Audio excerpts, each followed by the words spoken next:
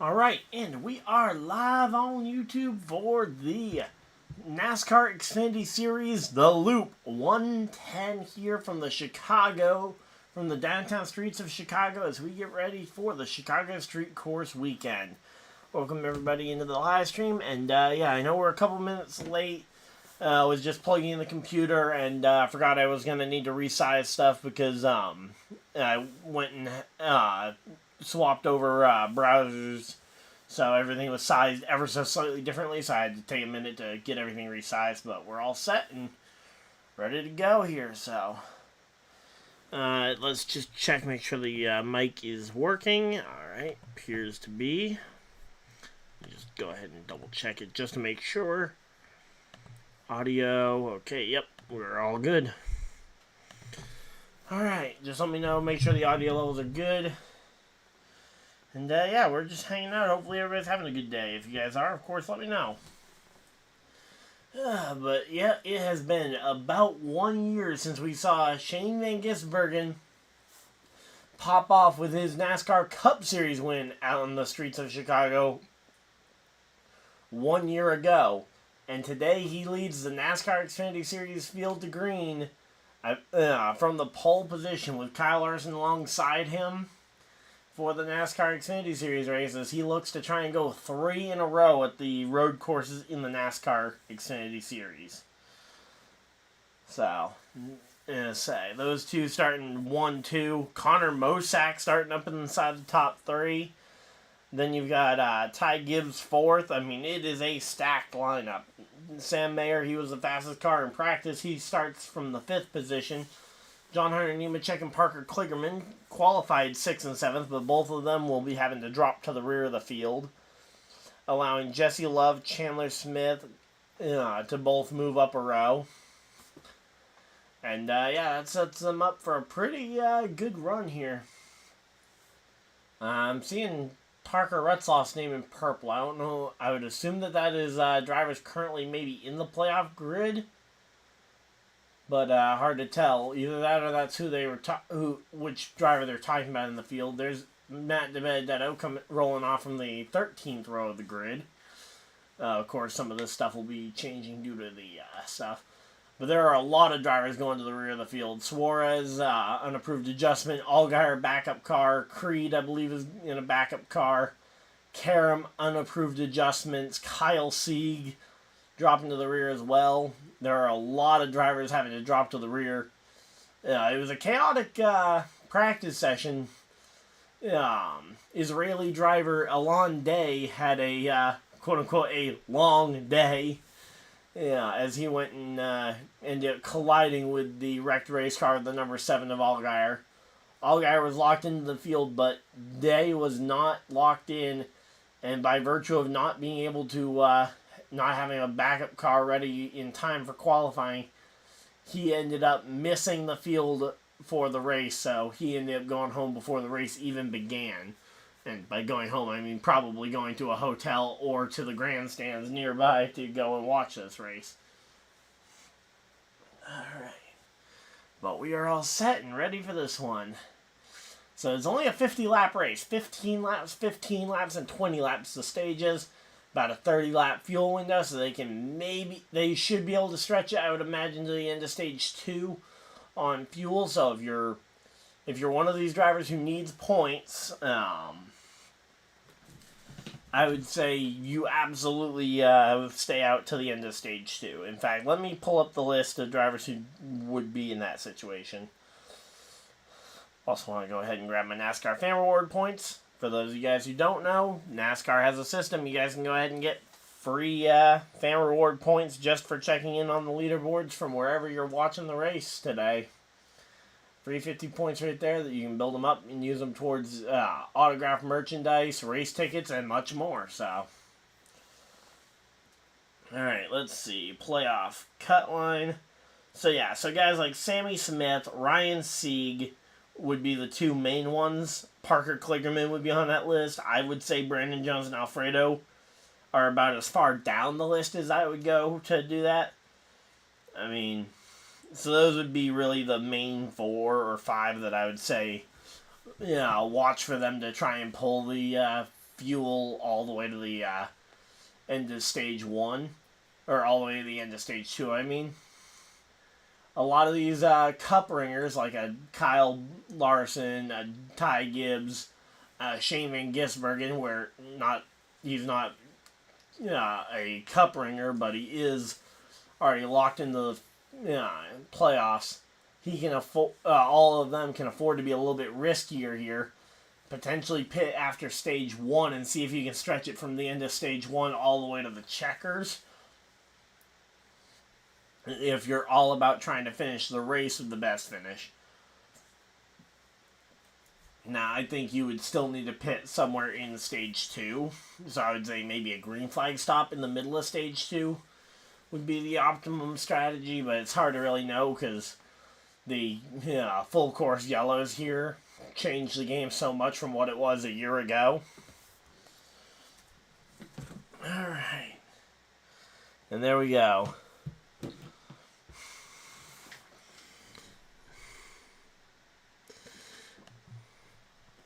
Alright, here we go.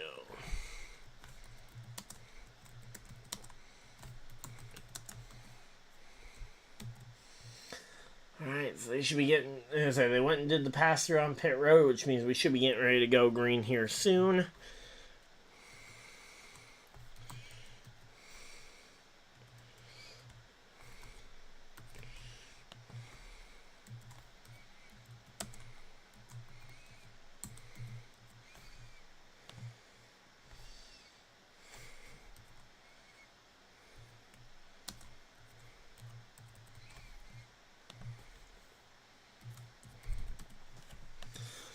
Alright, there we go. Got that going.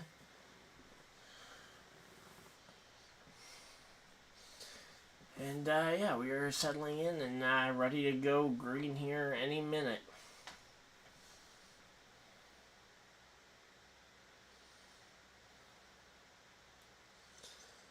Alright, there we go.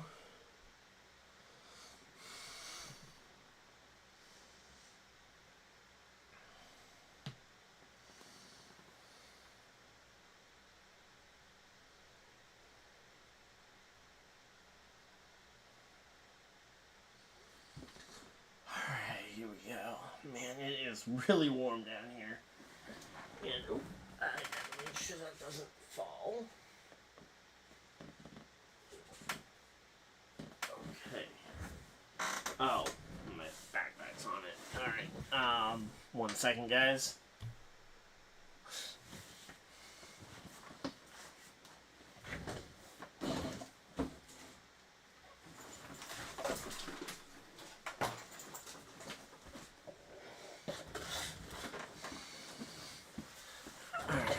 Here we go. Hit autocorrect. I'm assuming you meant to say SVG there. Not even sure that was necessarily autocorrect. It could have very easily just been a typo because A and S are right next to each other on the keyboard.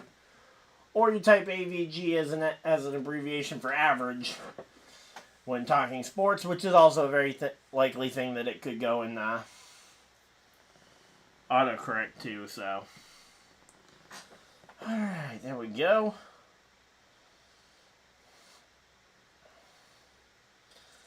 And we are all set and ready for this one. Whew.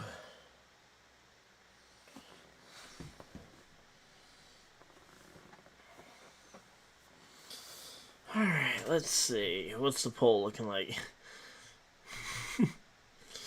Alright, looks like we got 6 votes on the poll so far. It looks like half of us think SVG is going to win the race. As pace cars off and green flags out. We are racing here in Chicago. As Shane Van Gisbergen and Kyle Larson dive it down into turn 1. Ty Gibbs actually going to take it to Connor Mosack and overtake him entering the first set of corners here. You got Kyle Larson already trying to press that attack. I think he knows playing from behind against Shane is not going to be an easy task. If you can go out there and make his day a lot harder here in the in the beginning, get ahead of him like he does there, as Kyle Larson able to clear him through the corner. is able to go and get that one. I believe that was turn 4 he cleared him through. So Shane was able to clear him, or able to battle back though here into the next corner here, and able to clear him, and oh! Larson nearly just wiped himself out there. And now Ty Gibbs is on the attack. Gibbs going to be able to try and battle back, but these streets are so narrow, it is hard to find room. And the Windy City, you can see the signs flapping in the wind. There's definitely a lot of wind going on the track, which may cause some handling issues as well if these cars get light through these corners. And here we go, settling in for this first lap of the race. This is a long course. It's not going to be a short race by any stretch, even though it is only 50 laps. And here we go, the number 32, I believe is that Austin Green, if I remember the name correctly for the driver? Or did they put a different driver in 32 this week? 32. Austin Green. Okay, I was actually right. Let's go. But, yeah, I think Larson knows, though, that he's got to keep the fight on SVG, because if he allows Shane to kind of back off and basically drive relaxed, that is not going to be good for Larson and Gibbs at the end of the race if Shane isn't basically trying his hardest and showing everything he's got here early in the race. Now you got guys like Joey Logano as well, a couple of their Cup guys down through the field. You got Joey Logano, who took over the number 15 car for Hailie Deegan. Looks like Hailie Deegan may be out of that car for the foreseeable future. Got Daniel Suarez driving for DGM Racing in the 36, I believe that is. Yeah, so a couple of Cup regulars coming down to get the extra laps in Xfinity practice, and even using the Xfinity race as practice for the Cup race on Sunday. So here we go, Kyle Larson back to the bumper of Shane Van Gisbergen as they come to. Is this starting lap 2 here? Yep, starting. Oh no, starting lap 3. Okay, I must have miscounted that one. But here we go. Kyle Larson into turn 1, dives it in there, forces Shane Van Gisbergen wide, and now down through 2. Shane back able to clear Larson for the lead, and they are continuing to duel this one out. And honestly, action right from the very beginning. And double duty drivers this week. The drivers who are running in both the Cup and Xfinity races as Larson goes and clears Shane Van Gisbergen. We got Allmendinger, Balicki, Ty Gibbs, Austin Hill, Larson, Logano, and a lot more that I didn't get a chance to read them all off that list. But Larson has been able to clear himself in front of SVG and is able to hold it for a full corner now. So Larson is firmly in the lead right now, but Shane is not going to give up. I can pretty much guarantee you that. He's staying close enough to where, say, any mistake by Larson could result in Shane getting by him. And, I almost said the 5 car. The 17 car looking very loose there on Larson through the corner.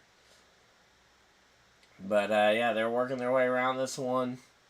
A lot of drivers doing pretty well here. Let's see. Nemechek coming from the back of the field. He's already up into 26th position.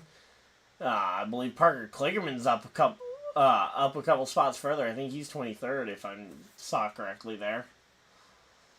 Yeah, Creed's up to 20th after I believe he was forced to start from the rear as well. So some big movers early in the race. And yep, there goes Kligerman to 22nd.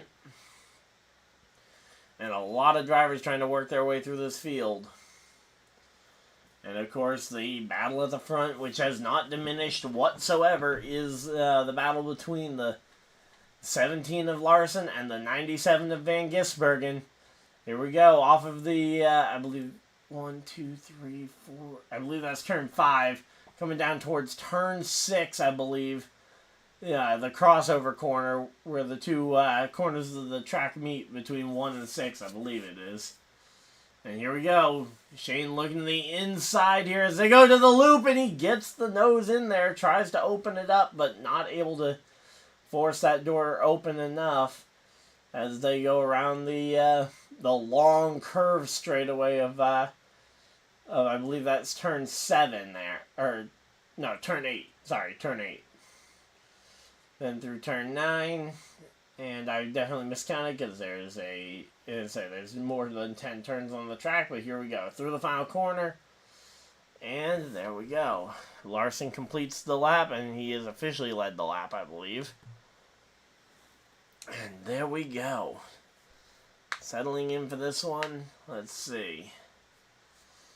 Again, this top 3 is going to be a fight all weekend long. I mean, all 3 of them are double duty tomorrow as well, and all 3 of them, I believe, are qualified inside the top 5 for Cup tomorrow as well. Let's see. I didn't actually get to see the full starting lineup for tomorrow.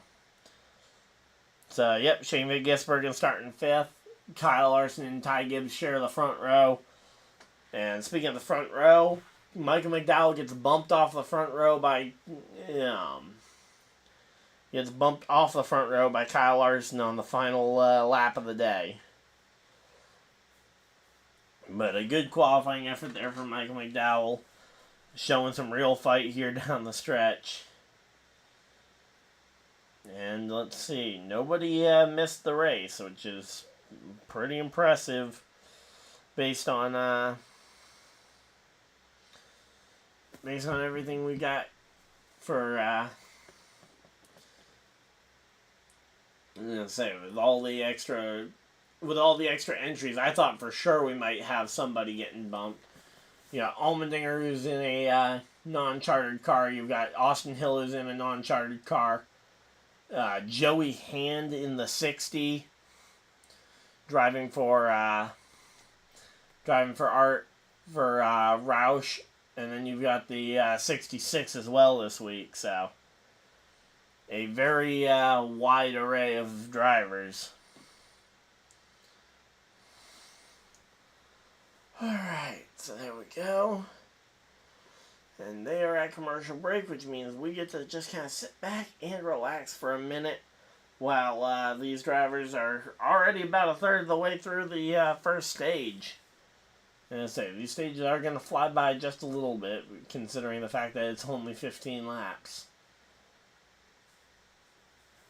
But these laps are by no means slow ones.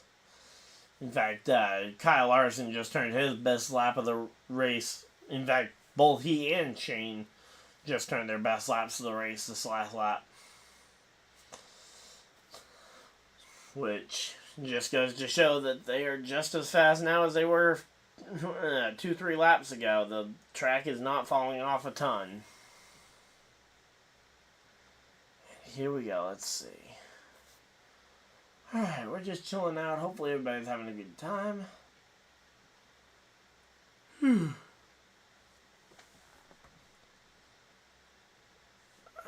let's see.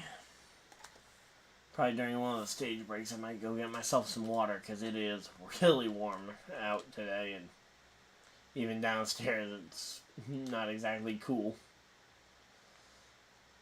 Alright. 9 laps to go in stage number 1. And Shane Van Gisbergen back to the point here as he takes the lead back from Kyle Larson. As he took the lead back from Kyle Larson there, apparently during the caution, or not the caution, but the commercial break. And here we go, let's see. So Kyle Larson went to block what he thought the move was going to be. And Shane Van Gisbergen just stayed the course and ultimately, ran alongside Larson, won the battle of the crossover, and goes and wins the battle into the next corner. And there we go. Shane sticking the thumbs up out the window there. And I believe that's an actual thumbs up, not a middle finger like we usually see drivers hanging out the window. And, that's Matt DiBenedetto, who is around on the racetrack, which is not a very good thing there for him. You got Chandler Smith, who was in the pits with some kind of issue. Not sure exactly what the issue is there. But ultimately, the spin, NASCAR opting to leave it green here, allowing the 38 to get everything fixed. And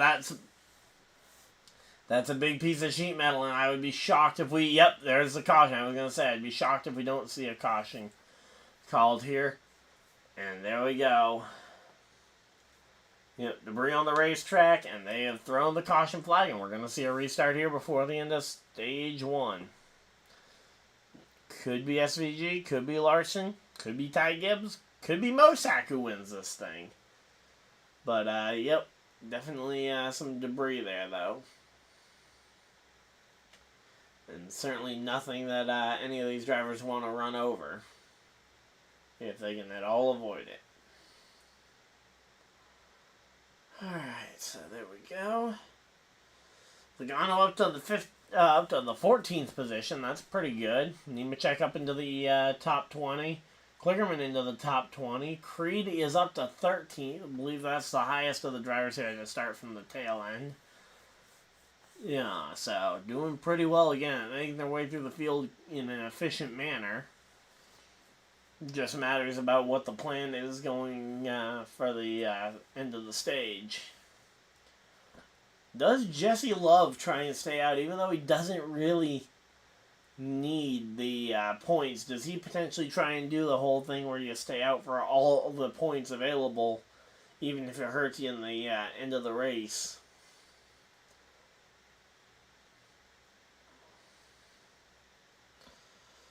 Alright, well.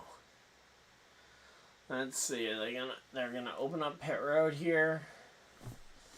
I would anticipate that we might see some takers coming for pit road, especially some of those guys who had to start tail of the field. I think those drivers who may have gone and, I think those drivers who had to burn up their stuff coming through the field might come to pit road here, get reset.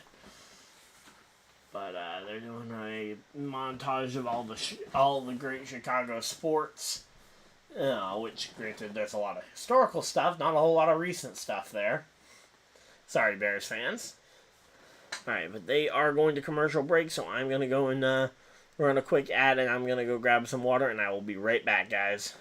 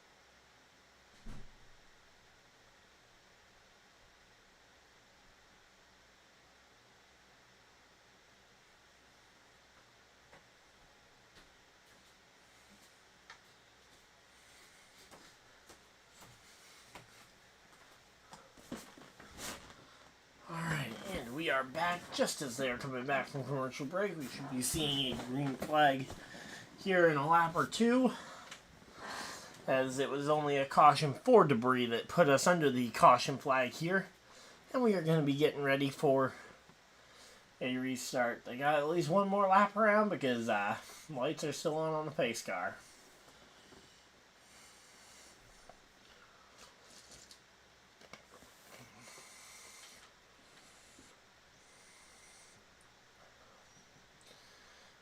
Alright, and again, SVG holds on to that lead spot.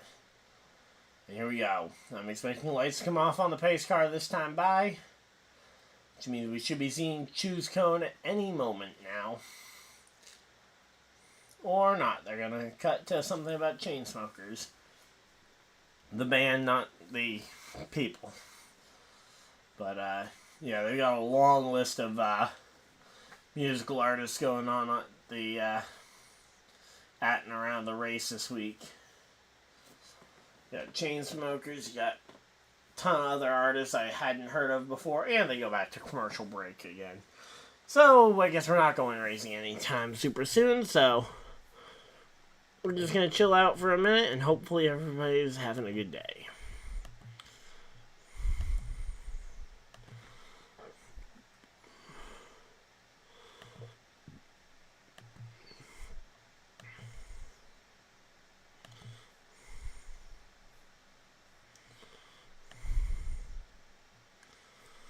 Alright, there we go.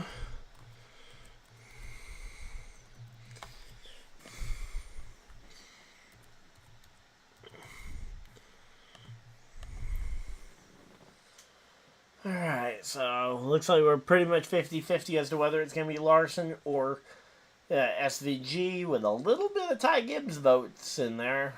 Probably only like 1 or 2 votes for Ty Gibbs, but hey, every vote matters. But, yeah, right now, though, we're getting ready for this one. Let's see. I'm going to just go ahead and scroll through the list of drivers, see if there's any other big storylines. Let's see. So, Matt DiBenedetto starting last, as he was on, he was the cause of the caution and had to come down for some repairs, probably. Suarez in that 36, I believe, came to pit road. Hard to really tell who else did. Actually, wait a minute. Last pit lap. Okay, last pit stop. So the only drivers who came to pit road there: Sage Karam, Josh Williams, Daniel Suarez, Andre Castro, Jeremy Clements, and Matt DiBenedetto. Those are the only drivers who came to pit road here under that last caution flag. So those are the drivers who are playing this alternate strategy currently. Curious to see how it ends up playing out here at the end. And now they're coming back from commercial break, and hopefully we'll actually get to see this one.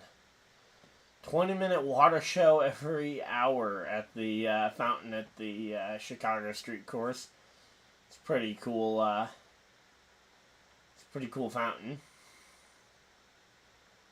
And here we go. Let's see. Alright, lights are off on the pace car. They have doubled up and they are ready to go racing. Alright, let's see what's going to end up happening here. AJ Allmendinger starting in 8th place. He had a bit of a rough time in qualifying for the Cup Series. Hopefully he can maybe find his way through the Xfinity Series field to get some momentum going. Alright, there we go. And pace car's off, and green flag's out. We are racing here at Chicago. Alright, let's see.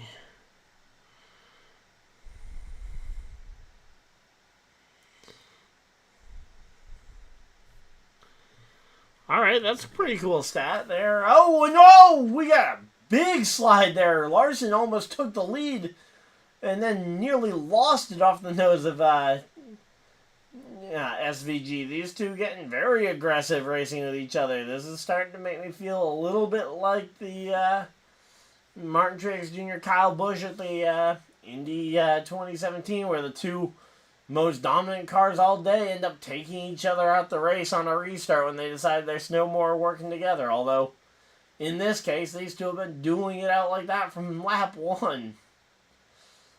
And there we go. Larson the leader. Shane Van Gisbergen, the second place driver, as Larson dives it in there. And I believe he is going to have the ability to block the crossover. Yep, there we go. Larson secures the race lead here. At least for a minute or two, as they got the big winding corner, which is not going to be an easy one to try and pass on. Then you're back to the 90-degree corners here in a moment. And there we go. 90-degree corners are the biggest key to winning this race, as the track is made up of so many 90-degree corners and not a lot of anything else.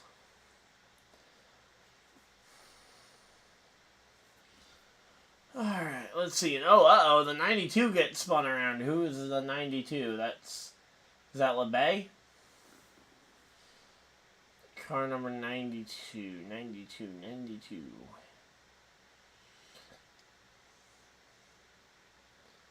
Alright, let's see. And he gets spun out. Hard to really tell what caused him to spin out.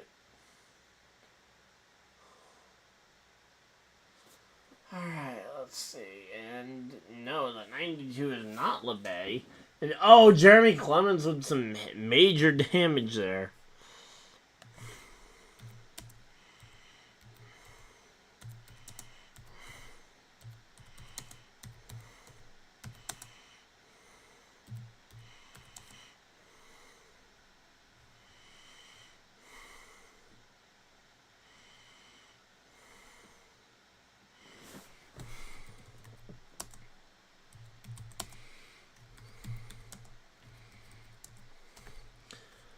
Alright, well, still green after the 92 spun. They didn't ever end up throwing the caution for it. Larson's maintained the lead through it. But, yeah.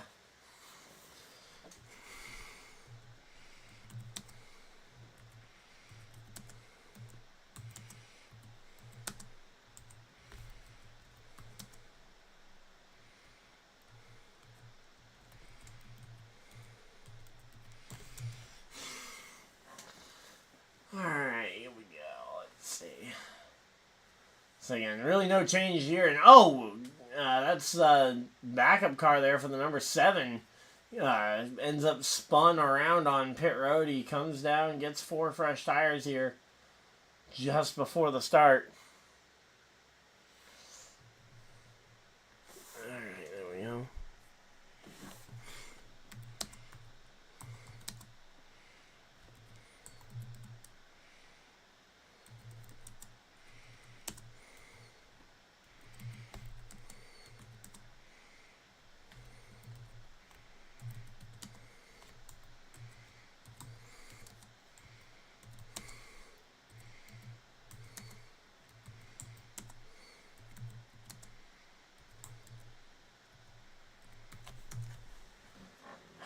Here we go. So let's see. What ended up happening to, oh, they're showing something else. Oh!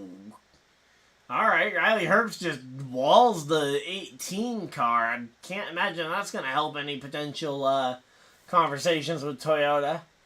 Supposedly, Herbst is in the running, potentially, for the, spot. And yeah, there we go. Creed just dumps him, which, honestly, fair game after what he did to you.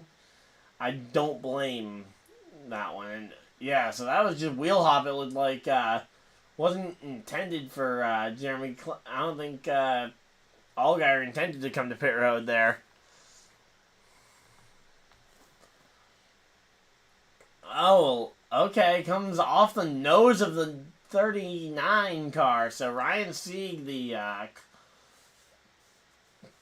one who kind of punted Allgaier there in the pits as they go and as we now go and see that one. I thought he was coming to pit road and wheel hopped it and spun himself around, but no, he just got spun around out of that final corner and opted to come to pit road since he'd already heated up his tires. But yeah, right now though it is a 2-car battle as we got 2 laps to go here in the run down to the end of the stage. So the 92 is Balicki, by the way. And here we go. Let's see. Alright, Larson versus SVG here. They're running down the back straightaway, or down, that back straightaway there into the final set of corners here. As they're going to see the white flag this time by. 1 lap to go in stage number 1 at the stripe this time. And here we go. It is a 2.1 mile lap here. Can Kyle Larson hold on? Can SVG steal this one? Do they potentially both take each other out, opening the door for a Ty Gibbs to make his way through? Alright, so here we go. Down the longest straightaway of the afternoon into a set of corners here.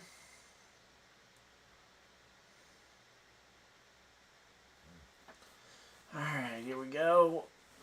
Heading down towards turn 6. Shane Van Gisbergen going to dive it all the way up the inside. They are neck and neck. Side by side for the race lead goes SVG. But he's on the outside of that last corner. Now he's going to be able to fight back. Now he's got the inside line for this next corner. And there we go. Shane Van Gisbergen able to clear for the lead. And now here we go. Let's see.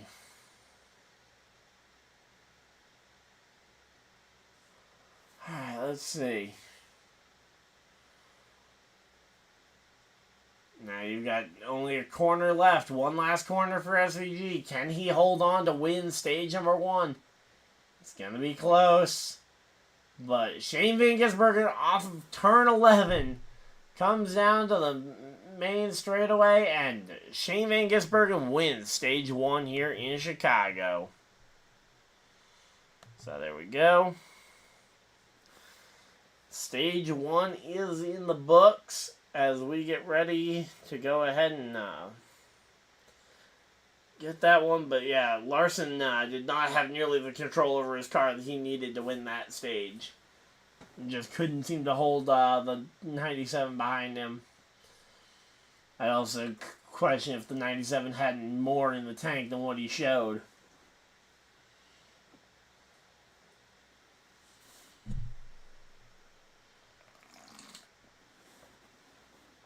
Alright, here we go.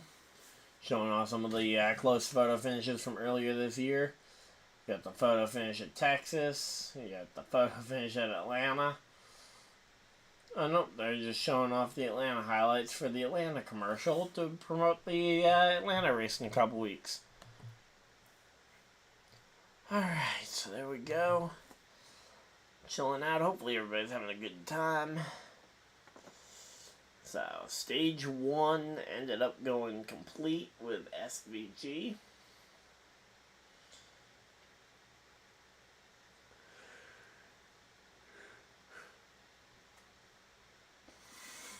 Alright, and Parker Kligerman, out of all the drivers who got sent to the rear of the field, Kligerman's the one that was able to make it all the way back to the front and collected stage points, even though it was only the one final point for the for 10th place in the stage.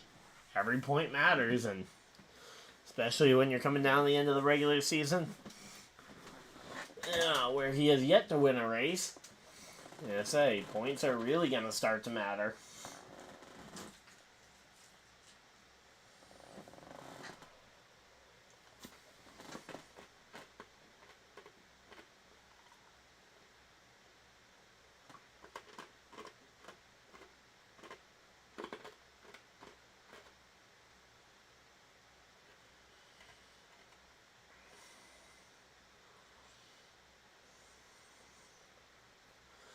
Alright, gonna wait till we see who pits here to decide what we end up doing with the poll for stage 2. Got some ideas as to what we could end up doing for the poll for stage 2, but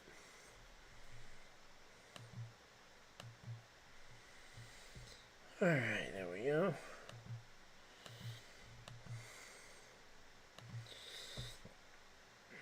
Alright.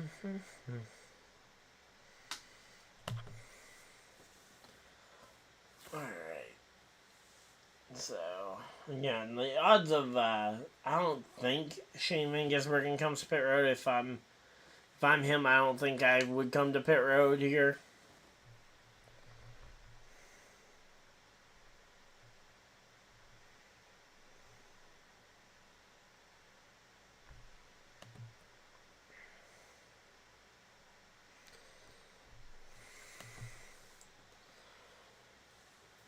Alright, well, here we go. Coming back from commercial break. And we'll get a chance to see who's going to be coming down pit road here.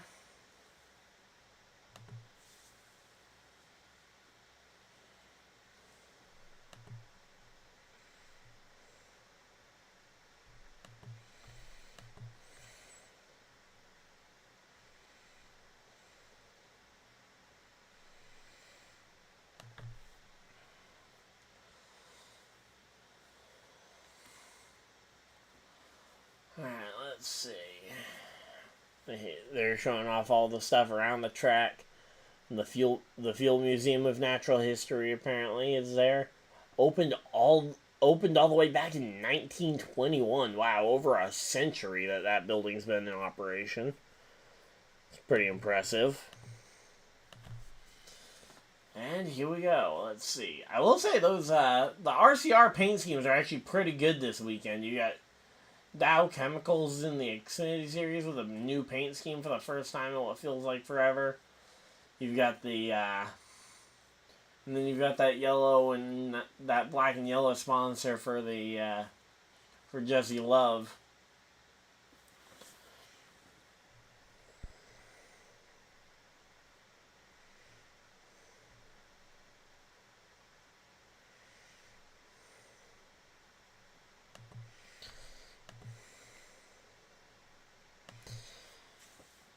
Alright, here we go. Should be, I believe pit road should be open this time, and which means we will get a chance to see who comes and who stays and who goes here.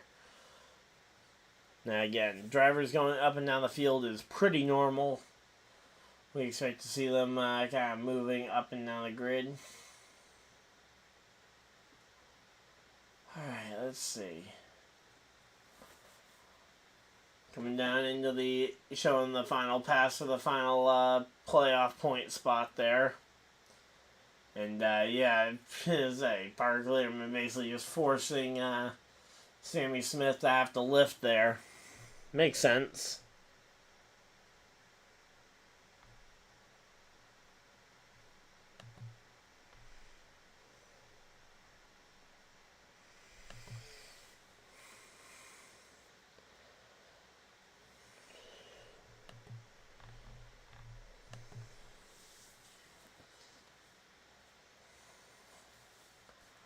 Alright, here we go. We got drivers coming down pit road. You've got 00 Custer. You got the 19 of Gibbs. You do have some top guys coming down pit road.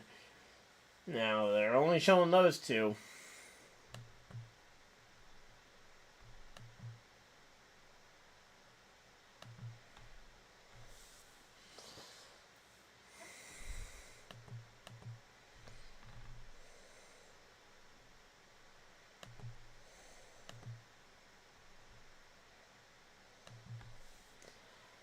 Alright, looks like it's going to be Custer coming off pit road ahead of the 19.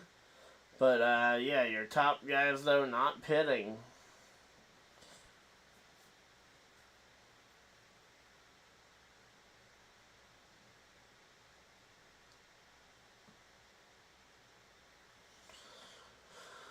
Alright, here we go.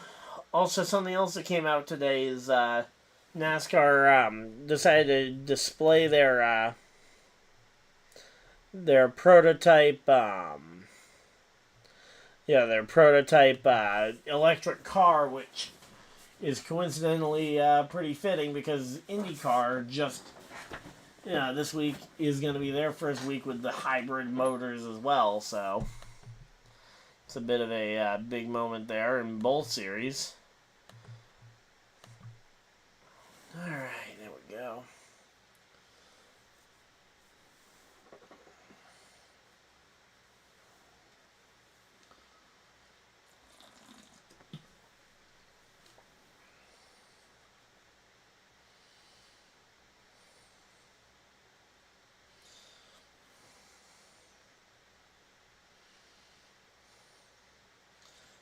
how long of a course is the Chicago Street Course? Let's see. 2.2 miles. Okay.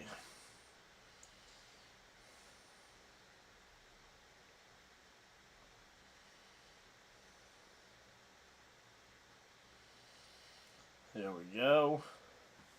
And oh, we got driver stopped on track. 00. Speeding on pit road potentially.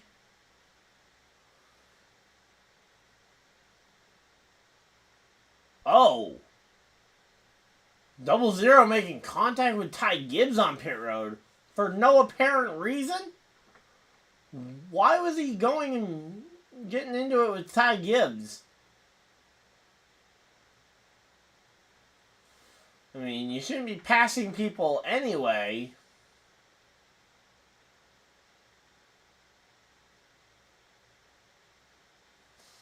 And I say, you shouldn't be passing people anyway on pit road. I mean, if you're going too slow, I can maybe understand it, but you definitely don't hit the guy in the pits. That is the one place, if anywhere, that you do not hit him. Speaking of hitting people, here we go. Green, green, green, green flags out. Let's see who's going to hit each other on this restart as they go green flag back out. And we are back to racing here. We got Shane Van Gisbergen. We got Kyle Larson. We got AJ Allmendinger now in the mix. Allmendinger going to be the third driver here. And we're going to go ahead and make up the poll here.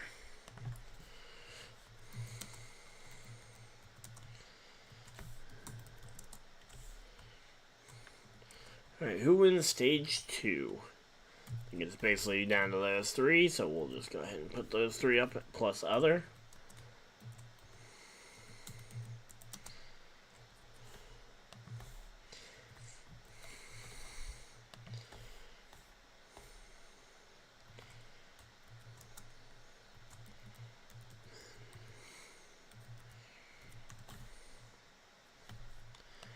And other.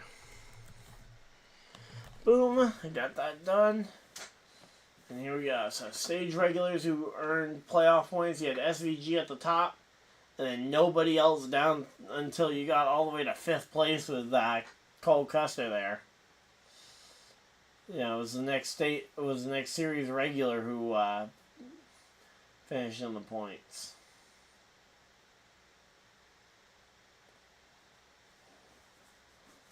Alright, so here we got Suarez working his way through the field. You got Suarez versus the 31 of Parker Retzloff there, battling it out for position. Or no, sorry, not for position. I believe the 36 of Suarez. Okay, it might be for position. Hard to tell sometimes, I guess, because thought Retzloff was up on the side of the top 5 and Suarez was nowhere to be seen, but no, they're battling out for about 10th, it looks like. And here we go. Creed trying to make a move here on Parker Retzloff. Gonna dive it 3 wide here. Parker Kligerman on the inside. Parker Retzloff in the middle. Sheldon Creed on the extreme outside, and they all make it through.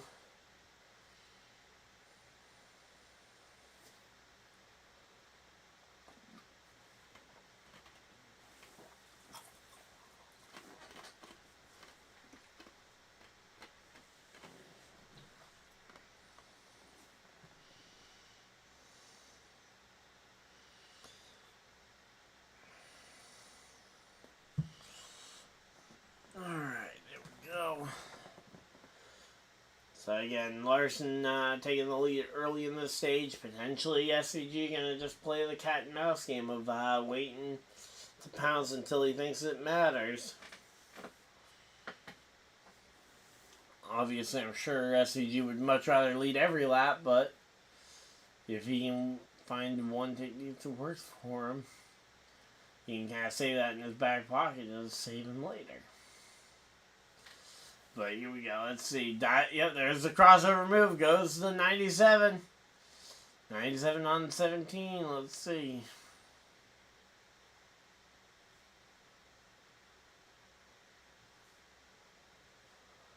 Alright, let's see. Again, right now, 6 laps in. You got 21 laps left in the, you got 21 laps down out of 50 in the race. Yeah, still about 9 laps to go in the second stage. Working our way through this one.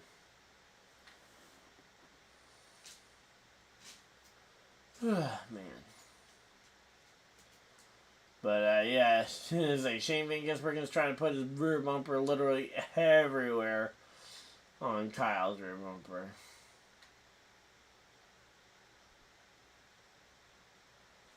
Alright, let's see.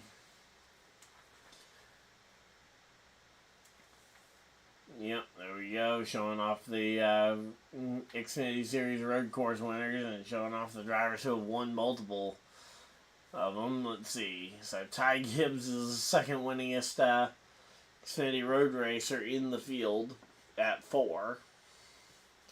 Yeah, A.J. Allmendinger at 11. 4 for Ty Gibbs. Logano with 3 road Xfinity wins.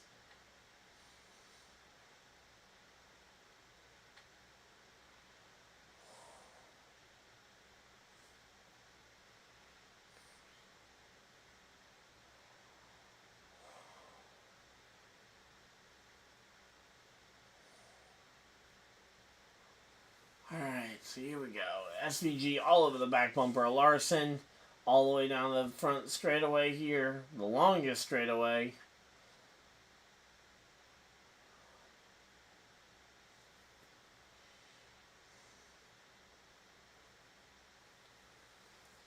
Alright, again, let's see. SVG versus the battle for Kyle Larson. We're just kind of waiting to see. Can SVG find that crossover move he's looking for? Can we maybe find something we didn't expect to see here?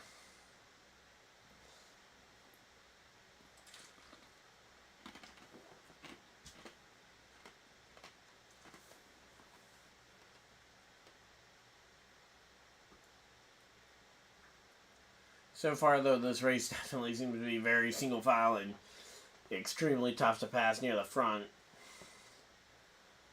So only 7 drivers have not, or only 6 drivers haven't pit yet. Austin Hill in 6th place.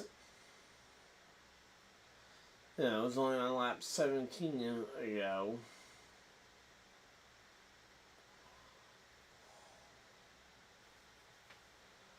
Alright, let's see. Again, right now, Larson and SVG, we're not seeing a ton of fall off from the older tires, but then again, newer tires really haven't made their way up to them yet.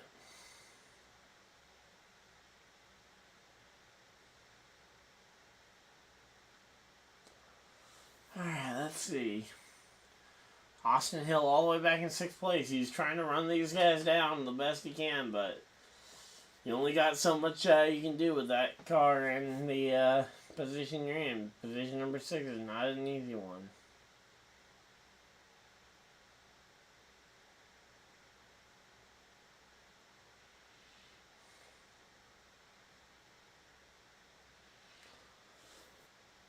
Alright, there we go. Going to commercial break.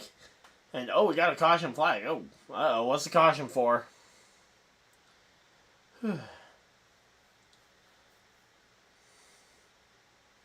And so we got the caution as we were coming to the commercial break, and I did not get a chance to see what the caution was for.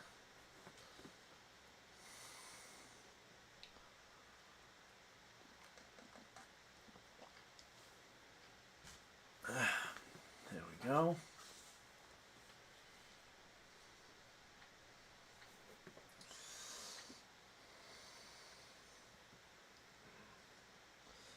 Well, thank you guys for all 5 of you guys who have stuck around throughout the race so far. I know it's certainly not been the amount of energy I hope to bring to these live streams. It's just been a long day already, but we are here and we are ready.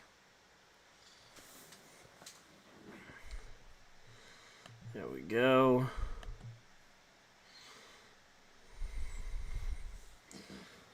I mean, honestly, the racing itself has actually been pretty good.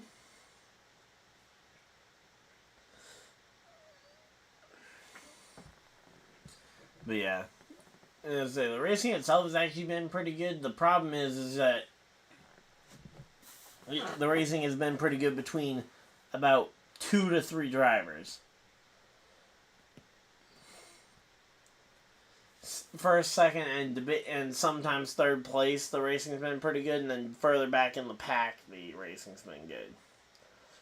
My buddy Tino is saying that AJ overran the corners. I'm assuming AJ Allmendinger must have missed a corner and been the cause of the caution. Which did not track well for his poor start to the NASCAR Cup race, where he didn't qualify all that well for that one, so he's going to be in a rough spot here.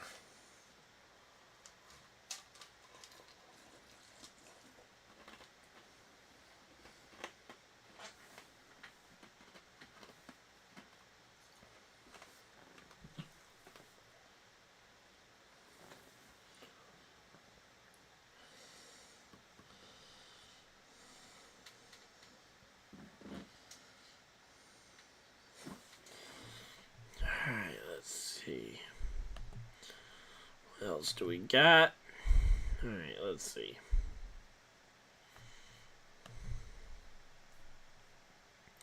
So looks like we're a 60% chance of Larson winning the stage, it looks like. Or at least 60% of us think he's going to win it. And they are back from commercial break and showing... yep, he just way overshot that and just goes right into the tire barrier. Explains completely why there's a caution flag out. Probably broke a toe link, or probably broke the toe on that car. Knocked it well out of alignment at the very least.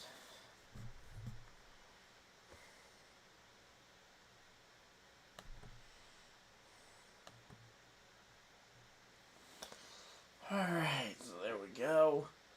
They are working on fixing his car, but I don't think they're going to get him fixed in time to really make him a contender for the win today. Which he certainly could have been if he just stayed quiet and stayed in line there.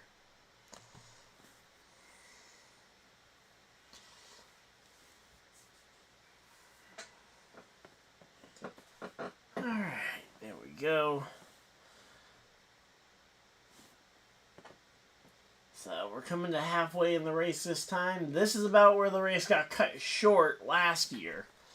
Now, granted, it was a lot of rain, but yes, this is roughly the point in the race where the race was cut short a year ago. And here come the leaders.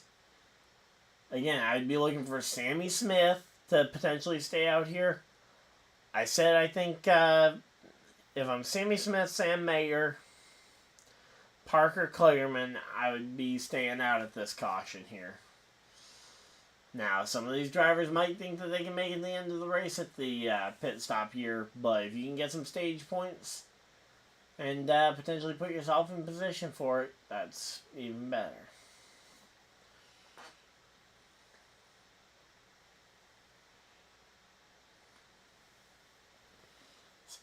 It's like, if you just follow what the leaders are doing, you're just going to end up finishing where you were.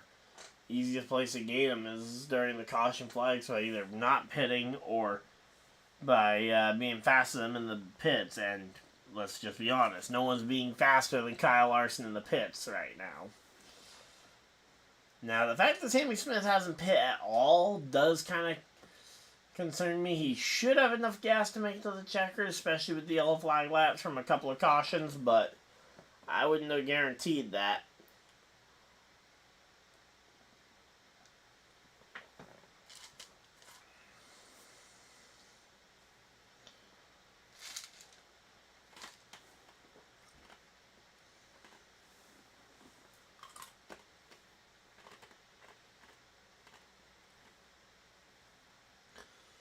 Alright, here we go. Back from commercial break. Let's see what the official running order is going to end up looking like here. We got Dale Jarrett and Brad Doherty over on the Peacock pit box here. But watching SVG versus Larson in traffic is going to be fun to watch. That's going to be an interesting combo.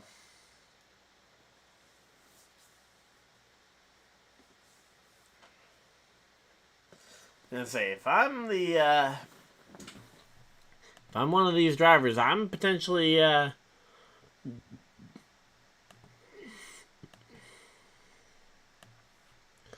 I'm talking to my team about potentially trying to get me in position to try and get through the traffic as soon as humanly possible here. Alright, here we go. Lights are off on the pace car. We're ready to go back racing. How far in the field are the the leaders starting that we're really looking for? 23rd for Kyle Larson, 25th for SVG. Had some deep pack running here as the pace car is off, and we're going to be going green flag here. Oh, nope, not quite. Sorry, I thought that was the pace car that was off, but no, that was the pace car leading them that I saw. And here we go. Now the pace car is pulled off, and now we're going green, green, green. Green flag's out. We're back to racing. 6 laps left in the stage. It'll be 5 to go at the line. 5 laps remaining in this stage. You got Sammy Smith and Austin Hill out in front. Hill trying to fight for that playoff point, that extra playoff point. Very valuable to him. Could potentially point his way to a championship 4 here. Yeah, a championship 4 at Phoenix later in the year if he has the extra bonus points. But, yeah, I mean, ultimately, Austin Hill is basically a stage points or bust kind of driver at this point. Meanwhile, everybody else behind him pretty much has wins, so they can kind of just relax and not have to worry as much. And here we go. SVG up to 18th. Kyle Larson making his way through the field as well. But here comes Logano trying to make some moves up inside the top 10. Or trying to get into that top 10 here. But, yeah, definitely curious to see if Larson just kind of cruising here, getting by the Junior Motorsports cars here, which basically clogged the entire middle of the field, and SVG having a much harder time in traffic. This racing in traffic could be the thing that differentiates the 97 and the 97 and the 17, and theoretically could be a good strategy for Kyle Larson to employ on Sunday. Although, granted, I think Ty Gibbs and some of these others might have more to say about that than they can this week. Like, I mean, I think Ty Gibbs can say something about it in this race, but a lot of the Cup drivers aren't in this race, so.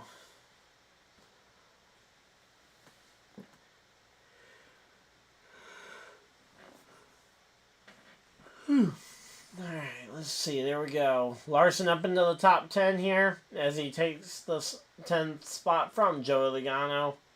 And right now SVG is just trying to climb as high as he can. Alright, let's see.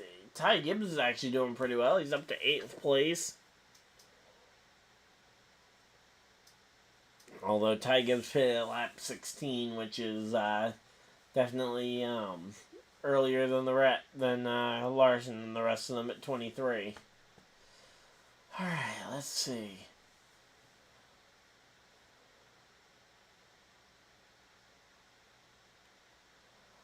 Alright, let's see. And right now, Shane Van Gisbergen working his way through the field. He passes Logano, which puts him nose to tail with Larson here. Once again, these two have managed to find each other.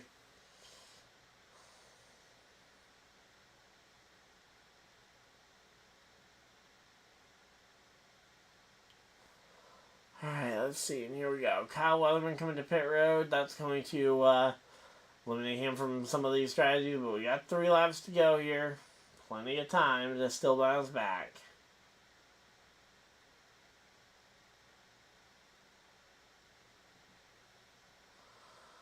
Alright, let's see. So, yeah, everybody battling out for position here. Ty Gibbs trying to make whatever he can out of it.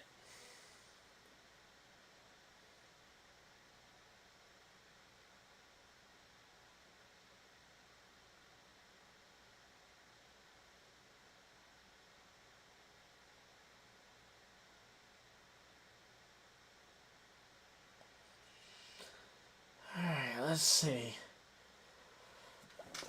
Man, I'm really tired, guys. Alright, let's see. 3 laps to go in the stage. Austin Hill, no real challenge or competition here from Sammy Smith. I think a lot of the guys behind him are just happy to be there, honestly. Like Sammy Smith, he's just trying to fuel save to make sure he gets there. Larson, Van Gisbergen, they've both made it within 8 seconds, but I don't know if they're going to really catch anybody else for positions here down the stretch.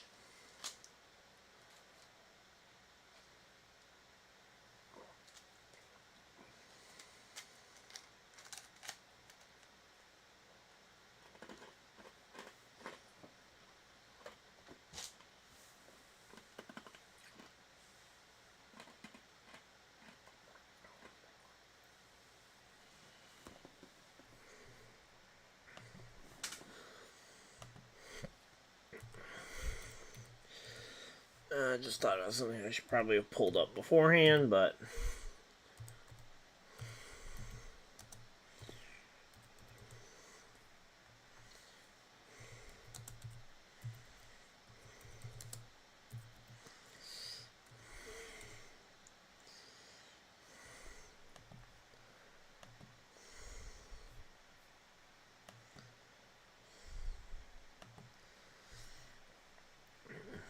Alright, let's see.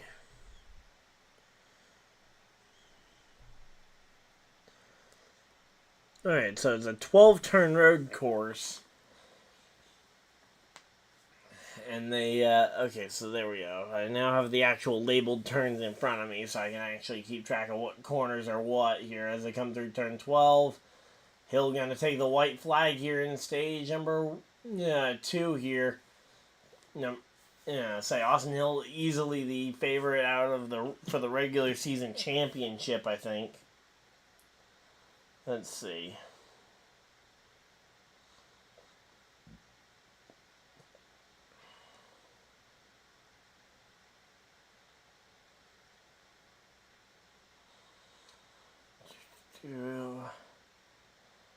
Alright, let's see.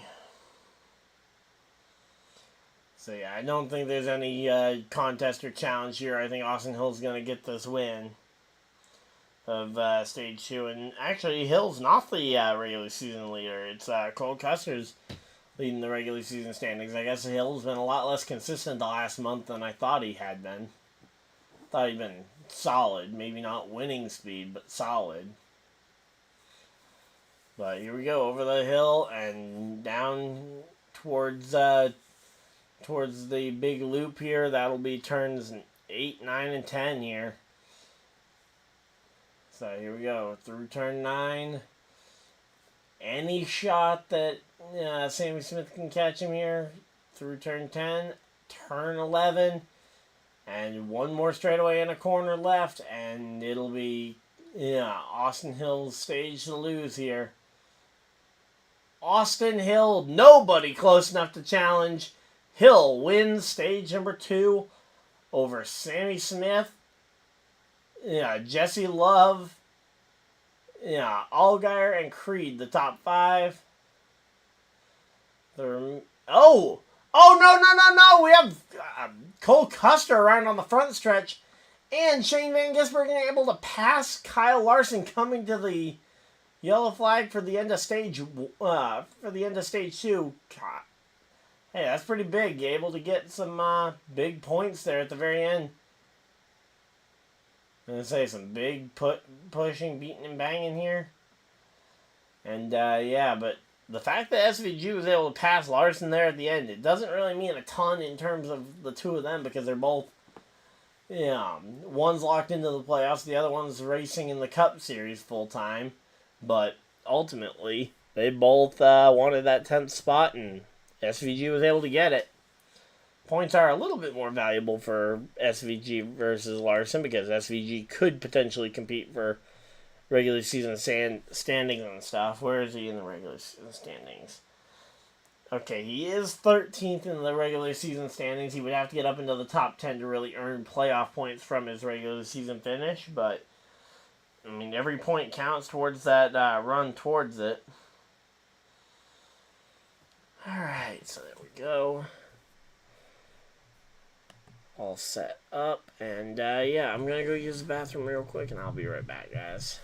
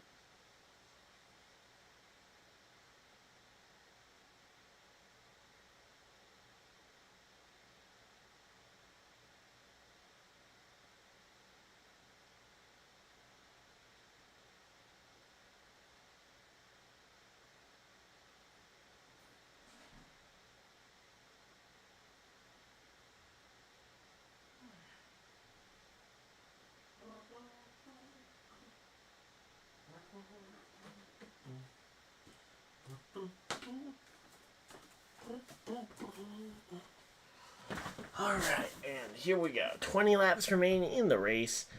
We are here under the caution flag for stage number 2. And we're just chilling. Alright, now I've actually got a window so I can actually watch chat. While multitasking, so there we go.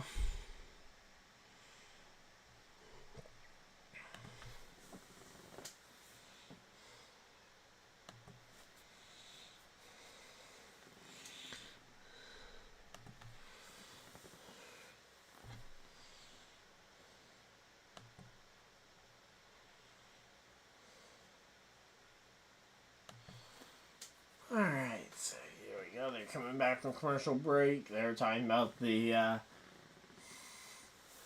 NASCAR fan reward system as well.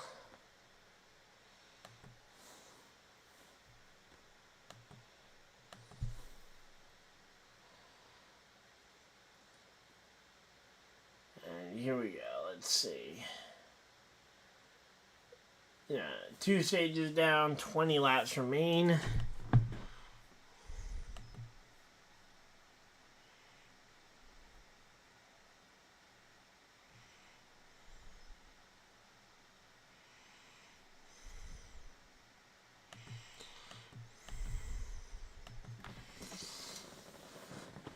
But, yeah, no idea what really happened there for... Okay, let's see. Yeah, no, Custer lost it all on his own off the final corner. I thought maybe somebody punted him into the final corner. But no, Cole Custer just got too uppity on the throttle, trying to get back to the gas too soon, and just looped it.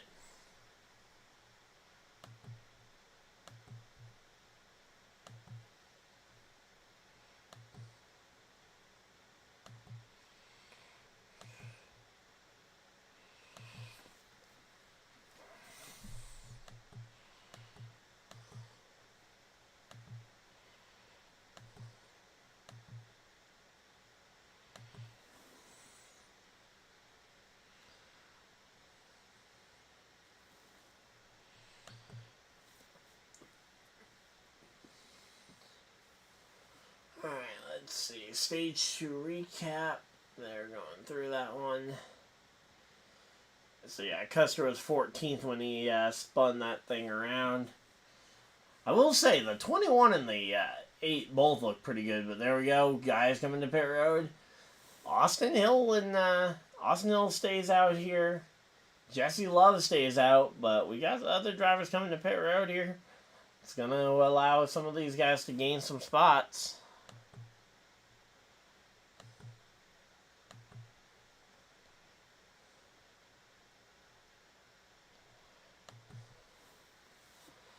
Alright, let's see. Getting the, everything's all fixed, and let's see.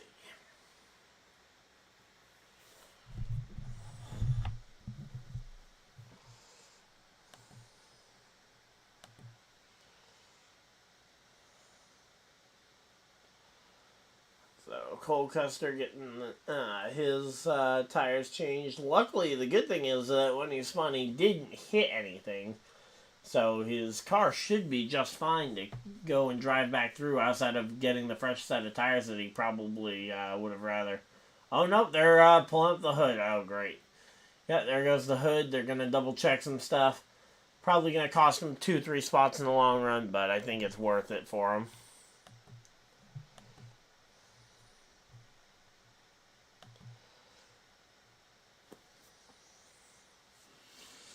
Alright, and they go to commercial break, which means we're just chatting. How's everybody doing?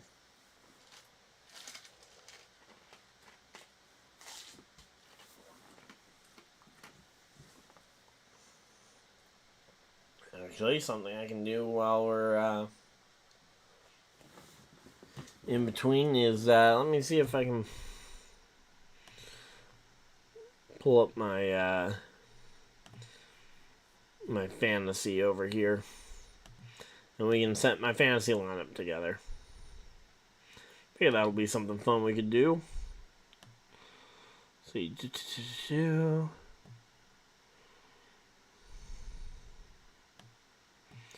nope, not what I wanted. Nope, not what I wanted.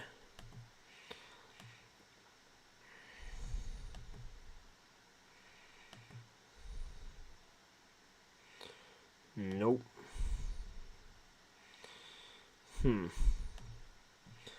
Okay, I guess I don't have a scene already built for that, so I'll just go ahead and make a quick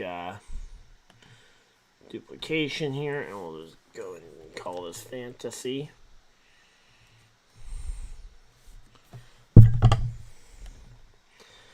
Alright. And we're going to go ahead and just get rid of some of the overlays. Now again, these will come back in a minute.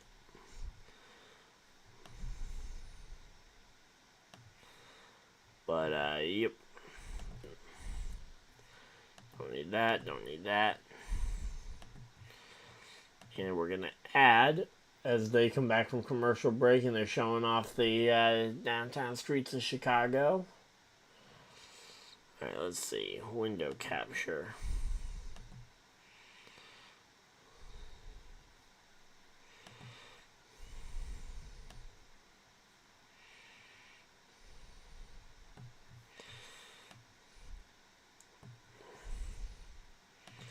Alright.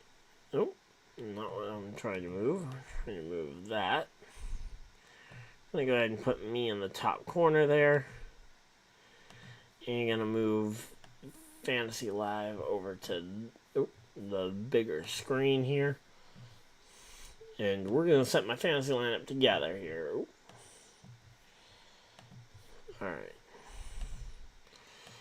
Let's just see. That pull that up correctly? Nope, that swapped it over to the wrong one.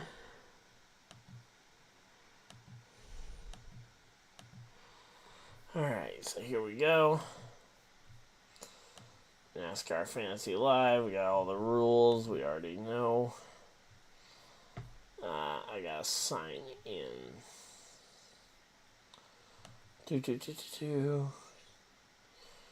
Alright, where's the sign-in option here? Okay, there we go.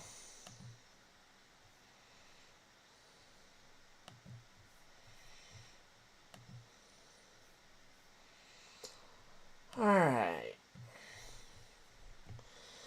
So I think we'll start off with some of the obvious picks. Alright, most points earned today so far. Austin Hill actually the highest point getter on the day. Mainly because he was able to earn decent points in Stage 1 while winning Stage 2. And Shane Van Gisbergen only able to get a single point at the end of Stage 2 after he won Stage 1 there. Alright, so let's go ahead and take a look at these. We're going to go first off based on the qualifying position, but there are a couple of drivers I know I'm adding absolutely. Definitely going to be a McDowell race. I have a lot of confidence in my boy. He's my podcast pick for the week over on the Lap Down podcast where I'm a frequent guest. Going to go ahead and use Shane Van Gisbergen. I think there's no reason you shouldn't be using him. And let's go ahead and I'm going to bring back over the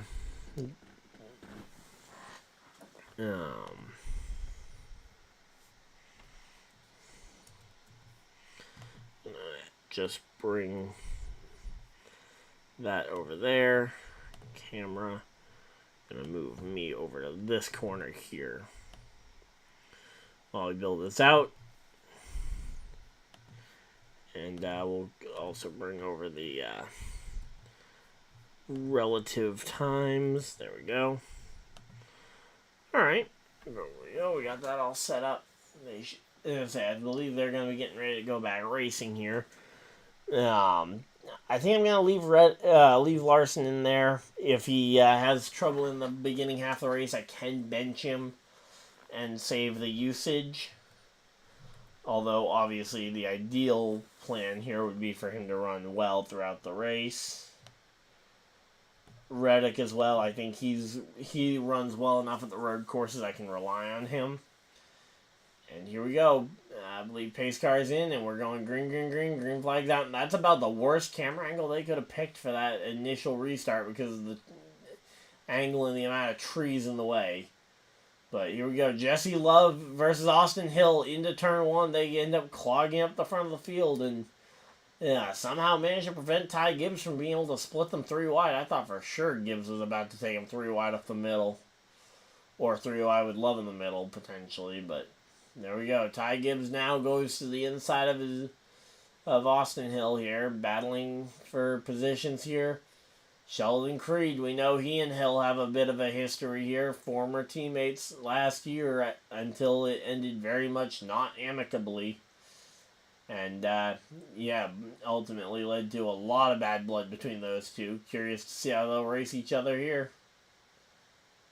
Then you've got the SVG up to the 7th position. Making some moves here.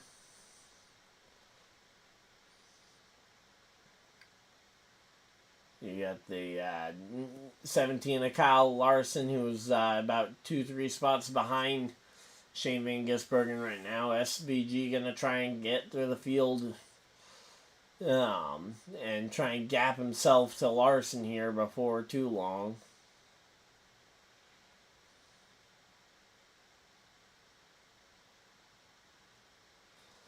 Alright, let's see. Again, Jesse Love off the corner. Manages to hold on to the lead for now. Ty Gibbs, though, is coming with a heavy Mocha steam. And, Balicki around. And that's going to be Balicki in trouble. And, the hood on the 31 car also flaps up. And will bring probably an end to the 31's day as well as the 92. So, both of them are definitely done.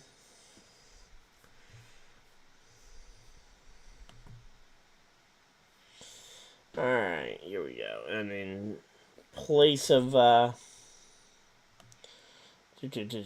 see. In place of Corey Heim, I'm going to go ahead and throw a dart here.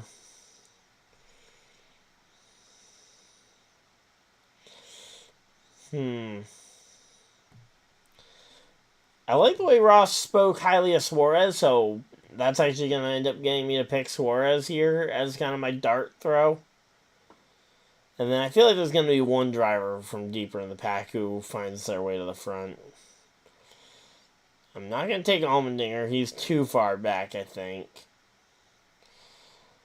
Yeah, now, of course, garage pick is something I can change around later. You know what? I'm going to take a stab on Christopher Bell here. I think he's going to run well. I think coming through the field is not going to be very easy. So, those are going to be my picks. And we're going to go ahead and take Larson. Take SVG. Reddick versus Ty Gibbs. I do think Ty Gibbs probably clears Reddick. But I have Reddick on my lineup. So I'm going to take Reddick. And I'll take Allmendinger over Cindric there, and gonna pair it up with those entries, and there we go. And now we will flip back over to the main scene and close out of there. And there we go. And there, I don't know why it wasn't updating. I guess it was technically not the primary thing. So there we go. It's updated now, and we got ourselves the lineup.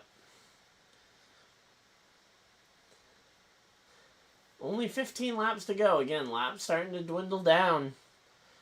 SVG and Larson working their way through the field, but you question how far these guys can maybe go on fuel here. The fuel windows originally being about 30 laps. So the guys who pit at 15, if they can manage to save about 5 laps above the average, they could potentially make it all the way. Obviously, making it 5 laps past the average is not going to be easy, but I wouldn't rule it out as a possibility. And there we go. They're showing off the advertisements for Richmond Raceway. No Xfinity, just Cups and just Cup Series and trucks there, and that'll be the first race back from the Olympic break. And Peacock is showing stuff for the Tour de France, which is going on now. Alright, so there we go. We got that all settled. And there we go.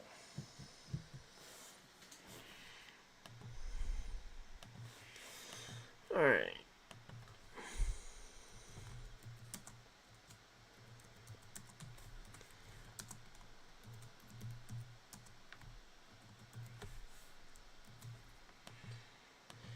Alright, let's go ahead and I'm going to go ahead and put Ty Gibbs in here.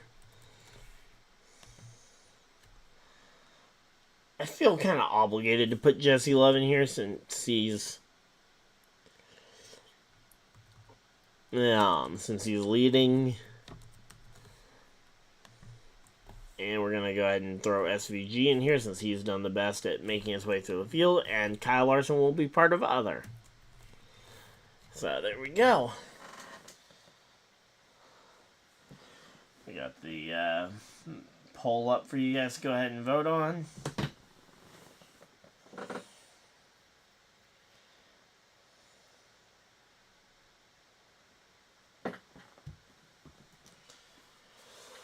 Alright, so yeah, we're just chilling here though. Hopefully everybody's having a good time. I'm enjoying this race, despite it hasn't been the most full of action race that I've ever seen. It's actually been, pretty decent.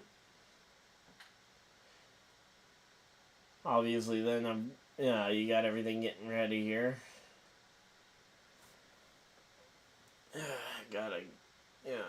Gonna be as soon as this race gets over, I'm gonna be getting ready for a Pokemon tournament later tonight, so that'll be fun. And we're just chilling here though. Again, chilling here, 15 laps to go in the race.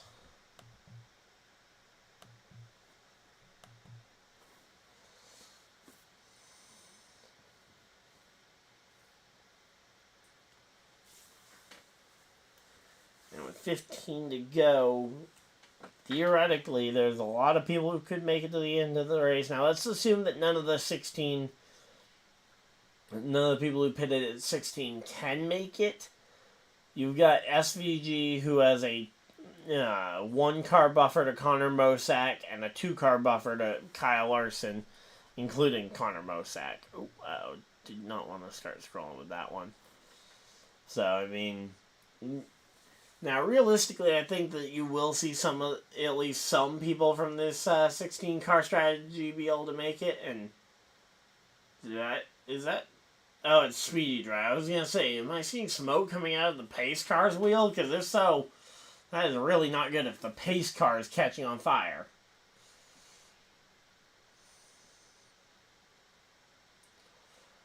Alright. Alright, there we go. Everybody's saying that they're good on fuel here.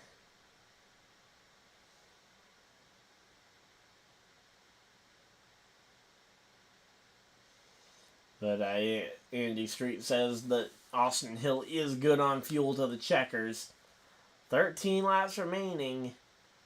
And as it continues to wind down here, we are going to continue to see this thing start to heat up. Alright, there we go.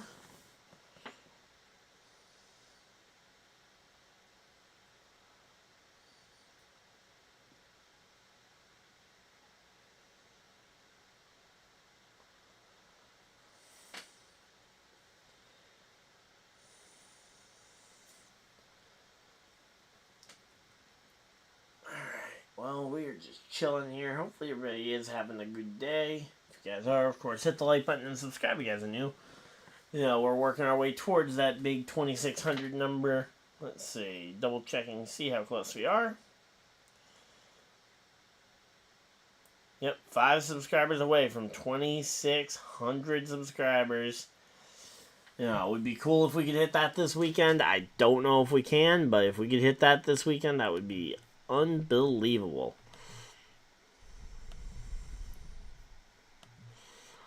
Alright, let's see.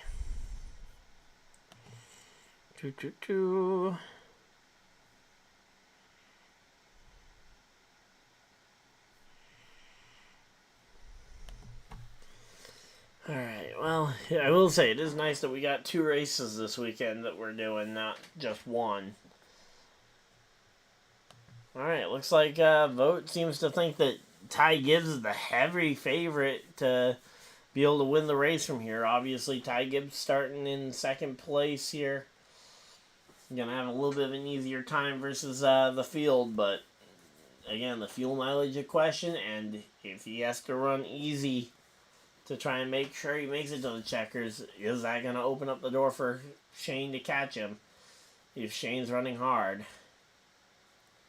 And they're showing the home of the Soldier Field. I believe that opened in and I say this is Soldier Field's 100th year since it opened.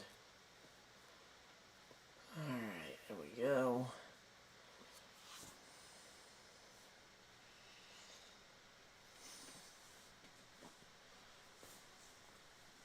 And we are going to be getting ready for another restart here, and this one, it's going to be a big one.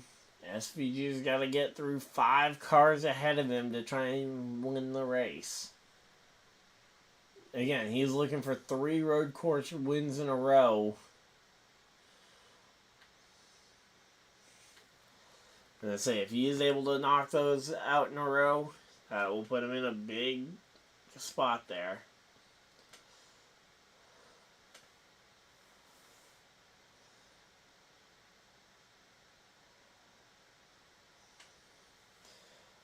Alright, let's see.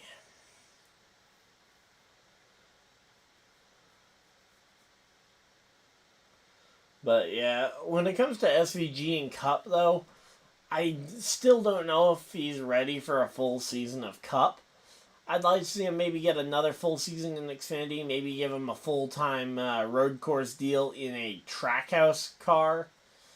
Yeah, give him the Trackhouse 91 maybe for all the road courses, and maybe a couple of ovals to help keep him getting his feet wet in the Cup Series. But I'd like to see him adapt to oval racing a little bit more before I would greenlight him to move SVG up from Xfinity to Cup Series racing, especially where you have Zane Smith, who's currently in limbo with the 71 team going out of business.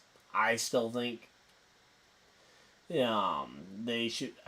Trackhouse's goal should be to try and develop Zane Smith. I think he's a lot closer to being ready for oval racing competition, especially, and full season competition, versus Shane Van Gisbergen, who is an absolute boom on the road course, especially if given the right equipment, but he still has not seemed to adapt too well yet to the ovals.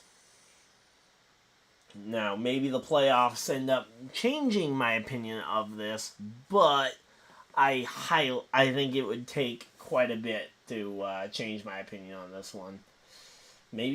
But hey, maybe you guys have a difference of opinion. Do you guys think SCG is ready for Cup, or would you guys continue to back Zane Smith as the driver if you guys were in control of Trackhouse and potentially a third charter there?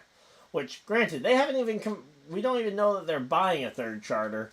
We just say the rumor mill has them buying one of the 3 charters from the SHR fire sale, but that has not been confirmed. The only confirmed sale of a charter from there is Front Row Motorsports adding one. So Front Row Motorsports could be a contender to try and steal Zane Smith back away. But here we go. They're showing off the layout yet again. They got Mike Bagley showing off the coverage as to who's sitting where. So they got Mike Bagley in 1 and 6. And they got and then they got the guys in the booth covering the front stretch. Didn't see who they have in 4. And then they got Steve Letarte, I believe that was. Or no, Jeff Burton in 11. Dylan Welch is the guy they had in turn 4. So here we go. We got the MRN radio guys doing the broadcast. I love the MRN guys. Mike Bagley and them do such a good job with the radio stuff. And let's see.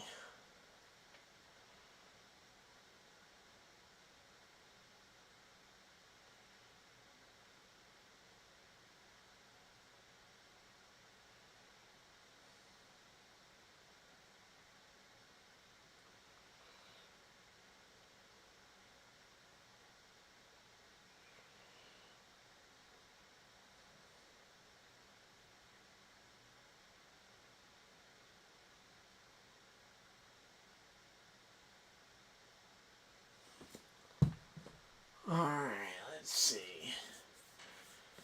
Here we go. Lights out on the pace car. Should be getting ready to go racing here. And let's say they're showing the highlight from the last restart where Jesse Love got out ahead of Austin Hill. And realistically, again, I think that last restart was really close to potentially giving up the lead going into 1 there. I thought Ty Gibbs was going to take it 3 wide. Now you got Ty Gibbs on the inside and doesn't need to take it 3 wide to try and challenge for the lead because he's on the front row as the pace car goes off and leaves the field in the hands of Love and Gibbs. And here we go. Green flag's out. We are racing here in Chicago. And Jesse Love, the control car, does get a good jump on the field. Going down towards turn 1, you've got the 21 of Hill going to try and battle with the 19 of Gibbs, but you do have the fact that I believe Gibbs is going to try this move where he tries to survive on the outside, and oh no, the 21 actually able to clear. No, we got a spin, and that's a lot of smoke, and I'm sure somebody's going to hit him, right? No? Is he going to be okay? Big smoke in the backfield. Number 50 has come to a stop in I believe that's turn 1. And caution flag is out. But it looked like Brandon Jones was the main driver that spun. Preston Pardis parked it at the apex of the corner. Not really sure what his problem is there. Gonna have to see the replay to know exactly what the problem was that started all that, or where Preston's involvement even was, because as far as I knew, he was further back, and the 9 car was up inside the top 10. Oh, okay, so Allmendinger just got into somebody that got into... Okay, so yeah, Allmendinger gets into Leland Honeyman, who gets into the 9 car and spins them around. and everybody just kind of swerves left and right to avoid them. But for the most part, it looks like they did a very good job of coming through the smoke on the other side unharmed, which is, again, very impressive to someone like me who I don't think I could have ever pulled off that move. Give me 1,000,000 attempts, I probably crash it 1,000,001 times. Because I'm sure I would be the person who would find a way to wreck it twice in one attempt, if not more. Alright, here we go. And we are just chilling here, getting ready for this one. Let's see.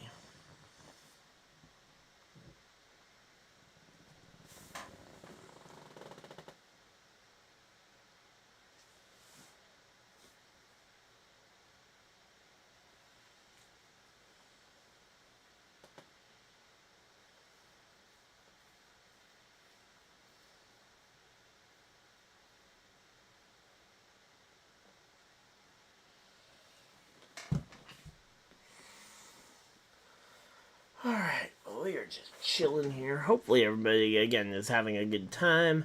Caution flag coming out has stalled this race, so we are going to be stalled right back at where we were. So here we go.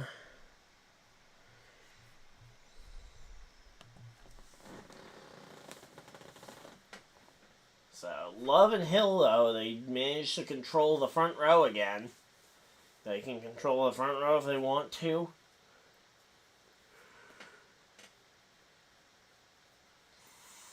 Say SVG being up in the top 5, though, I mean, that one extra spot, that gives him a little bit more buffer between himself and Kyle Larson, but these caution laps are absolutely helping the guys who pit at 16.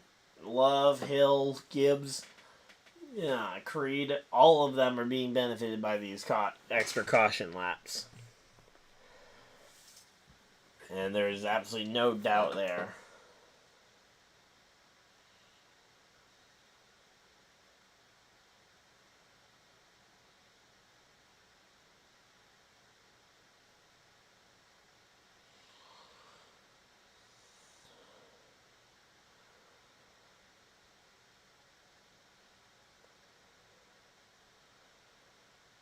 Alright, let's see.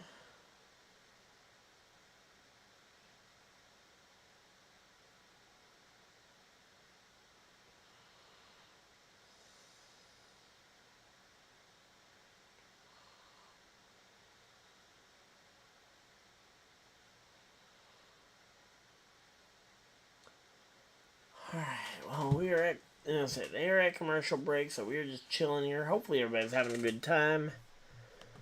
And, yeah, we're just hanging out waiting for this one. The fact that we didn't get a whole lot of racing there kind of just leaves it where it's kind of a little bit of less to talk about, because we kind of talked about a lot of these storylines and scenarios. The only thing that's really changed is who has control of the front row, and SVG has one more spot. Alright, so tomorrow, 1:30, the Indy cars will be racing from Mid-Ohio, and 4:30, the Cup Series comes on at 4:30 after the IndyCar race. I will not be doing the IndyCar race, mainly because I won't be home when it starts, but I will be here for Cup tomorrow. Alright, there we go.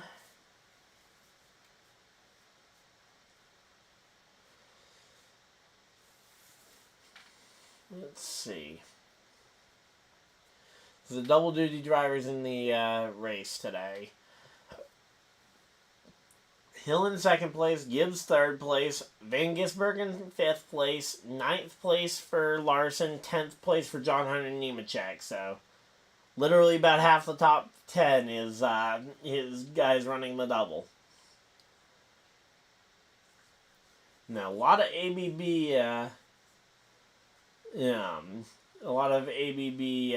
signage and stuff, which is the group that is NASCAR's new electrification partner, who is helping them put together this theoretical 3,000 horsepower engine or whatever that they're working on, or at least similar to that with the hybrid boost that they would be giving it. I don't know.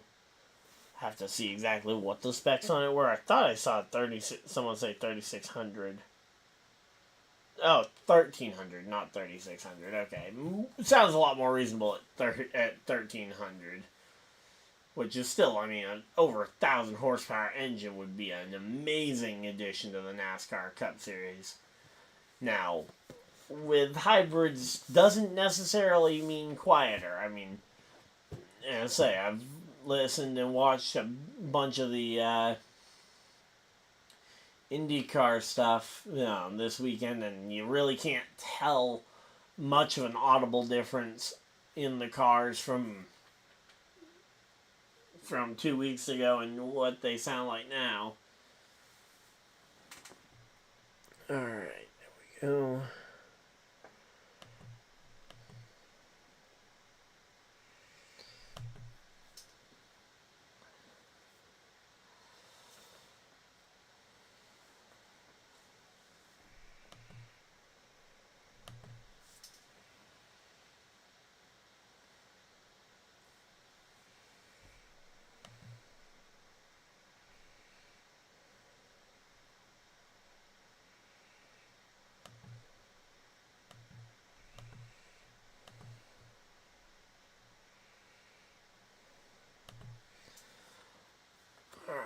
Let's see, again, right now they're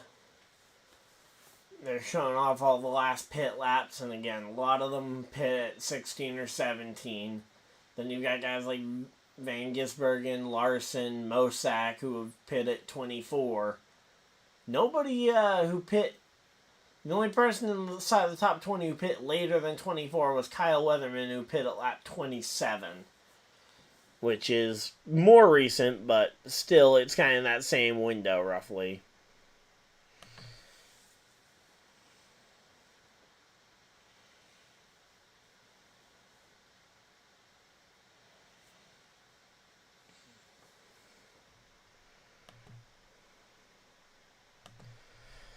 Alright, and here we go. Green flag's out. We are back to racing, and there's the jump that we were expecting to see the RCR guys get, although Gibbs actually staying pretty close here. Curious to see what Gibbs does into turn 2 here as they continue to make their way through. Yeah, Gibbs up to second place here. Now you got Creed on Hill battling it out for third here. So Gibbs versus Love at the front of the field. Shane Van Gisbergen making his way through this one. Sheldon Creed, though, he could be an underdog potentially for a win.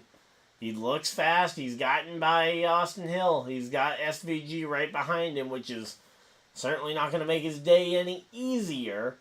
But here we go. Ty Gibbs looking up the inside, looking to the outside here, trying to figure out which arc to make into the corner to try and make for a potential crossover move here.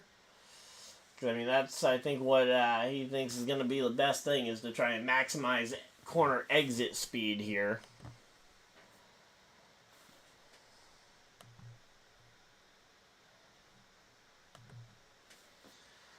Alright, let's see. But, yeah, right now, though, there's a ton of pressure all over this field. Yeah, Shane Van Gisbergen now going past Sheldon Creed, who Creed got into the fence just a little bit there. It's a little bit of contact, and that's going to end up allowing SVG to try and get by them. Hill has fallen all the way to 6th here as Sam Mayer has moved his way up into the top 5. He was upset that people weren't considering him for a potential cup ride.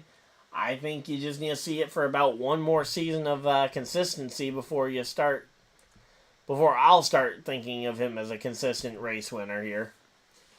Or a consistent potential to move up. But right now, Love versus Gibbs. Gibbs is breathing right down the neck of Love here.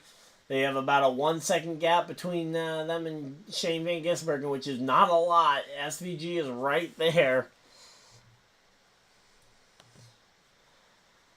And And here we go. Let's see. Down into the corner. It's Gibbs. It's Love. Who's going to be able to get this one?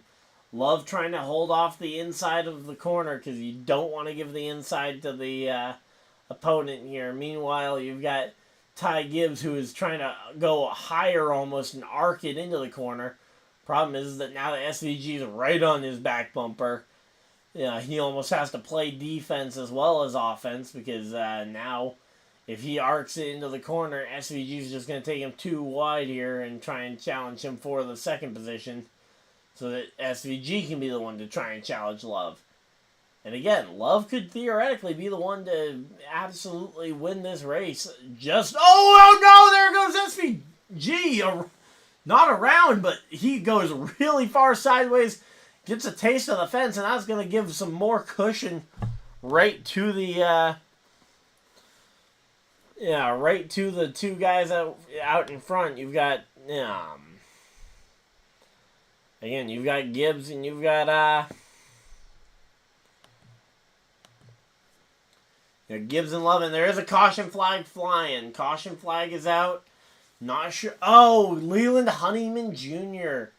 finds himself in the tire barrier and unable to get free. So we are going to probably end up in overtime when we go back racing, depending on how long it takes to get that car excavated from the tires.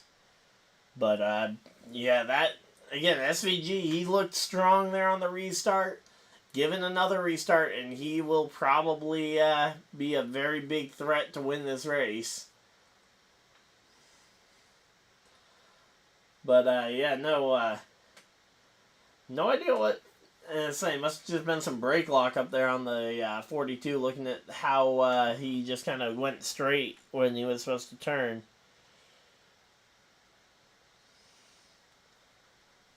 But, man, again, SVG got way loose. I thought that Mayer was about to finish him off, because when he got sideways, Mayer kind of tapped him on the corner of his car. I thought Mayer was going to finish the spin off for him, but he managed just to hold on to it. And, yeah, again, SVG managing to maintain that third spot. The battle for this win is not over yet, that's for sure. Alright, let's see. And say, looks like we're very much in the Ty Gibbs camp. Maybe a vote or two for everybody else, but for the most part, it seems like we are very much thinking Ty Gibbs has got this win in the bag. Now, I have not seen Jesse Love put up this kind of fight, though, before, and especially on a road course against some of the best in the business. I gotta give him credit where credit is due. Jesse Love is putting up one heck of a fight here. I just don't know if it's going to be able to sustain here.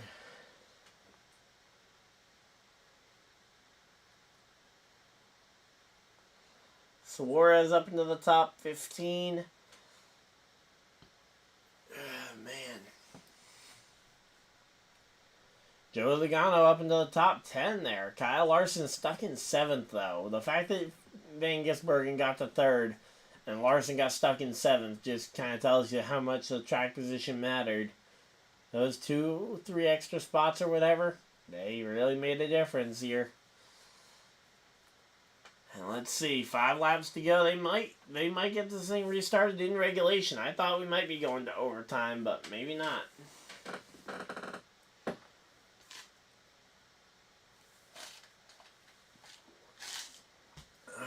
Here we go.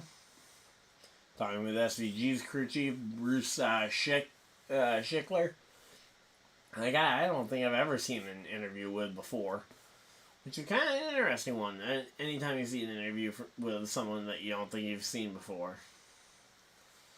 So here we go. Let's see.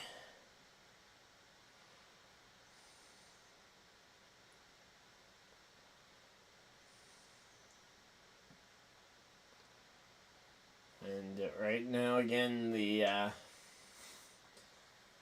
97 runs 3rd place right now. We're gonna have to wait and see what kind of restart he can get from 3rd place here. But He's going to have a restart of... He's going to get a chance to try and restart for his life here.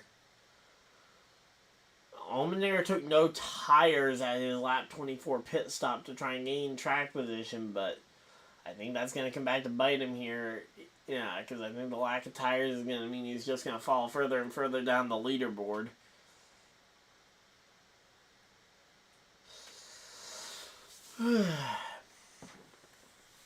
Then you've got the... then you've got Larson, who has... He's passed Mosak. He is the highest driver who pitted lap 24 other than SVG. Problem is he's got to pass 3 cars before he gets to SVG. He's got Creed, Mayer, and Kligerman all to pass before he can get to...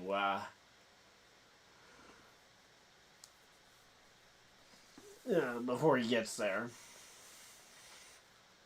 I gotta say, though, Austin Green in the 32 has been really good today.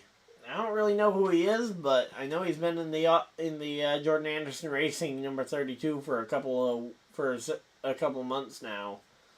And today he's running pretty consistently top 15 in a very stacked Xfinity field.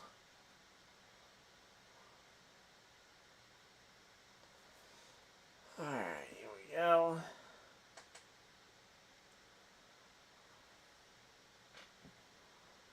Connor Mosak. One of 2 Connors who are moving through the NASCAR Xfinity Series field right now as part-timers. You got Connor Zilic as well, who has been making some starts for the Chevy organizations as a part of the Trackhouse pipeline as well. I believe he's 17, 18 years old. And he's working his way through that same pipeline that SVG and Zane Smith are a part of.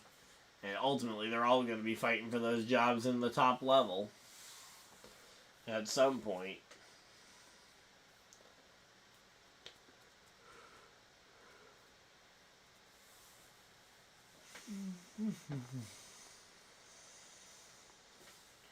Alright, here we go. Should be 4 to go. Looks like it'll be about 3 to go when they go back racing. So, 3 laps to go when they go back racing here. It's going to be an interesting one to see what the ultimate results end up showing.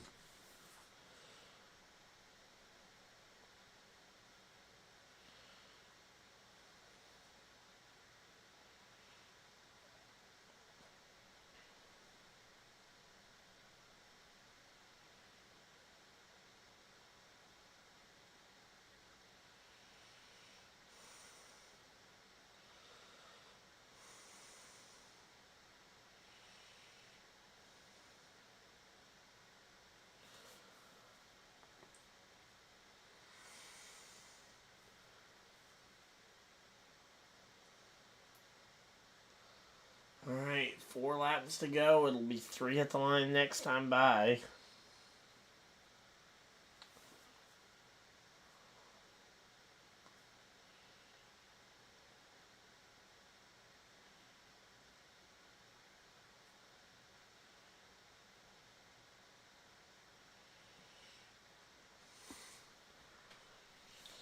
Alright, here we go. I'm going to go ahead and play my match in chess match that I'm playing back and forth with a friend of mine. So, Ethan, if you happen to be watching this for whatever reason, I am going to go ahead and play that match, but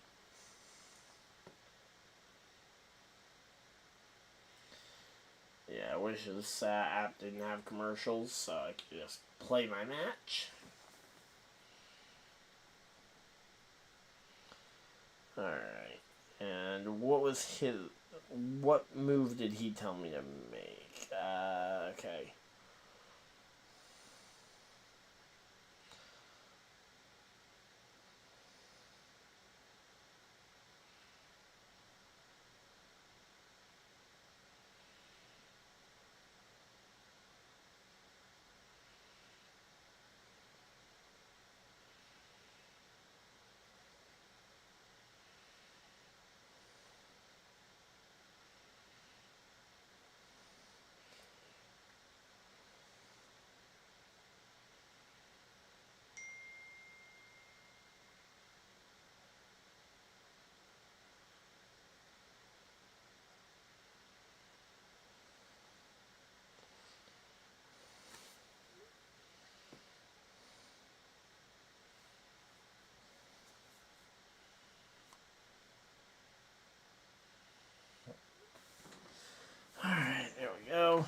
So yeah, the move he sent me, actually, I don't think is going to be a legal move.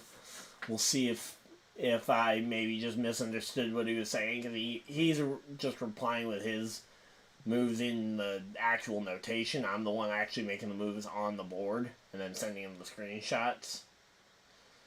But here we go, doubled up and ready to go racing though. It'll be 3 laps to go when we go back.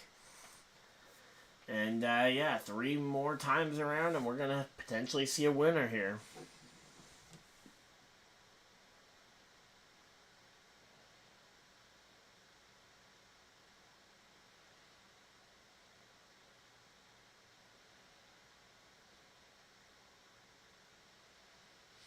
Alright, and here we go. Green flag's out, and they're back to racing. Shane Van Gisbergen gonna try and make a jump here on Gibbs.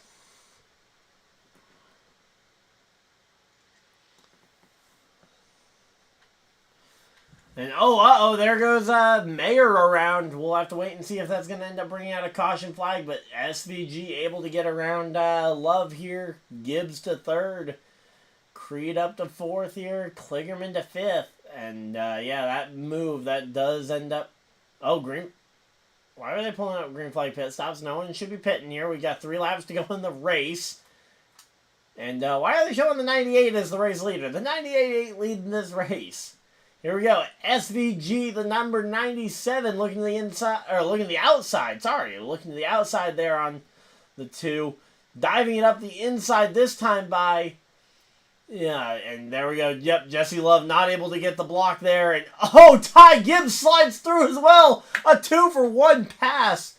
Kind of the opposite way around, though. Losing 2 spots for Love versus gaining 2 there. And now it's going to be Ty Gibbs versus SVG. 2 laps to go this time by as these two continue to make their way around. I believe, yep, they're on the final set of corners here. It'll be 2 laps to go when they hit the line this time. And here we go. Kyle Larson has made his way up into the top 5 as he passes Parker Kligerman here.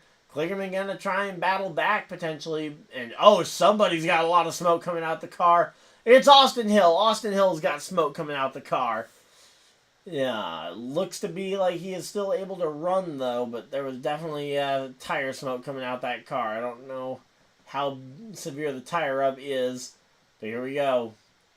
Larson to the back bumper of Love. He certainly is going to try and make this interesting, and here we go. Larson passes Love with relative ease here. 2 laps to go, but I don't know. I think Gibbs and Van Gisbergen are out ahead here. All they need to do is see that white flag, and this race could be over. At least in terms of Larson's shot to try and catch him. And, man, there goes Kligerman passing Love. Love's starting to fall off a bit here. The guys who have those slightly fresher tires making it work and trying to make the passes here.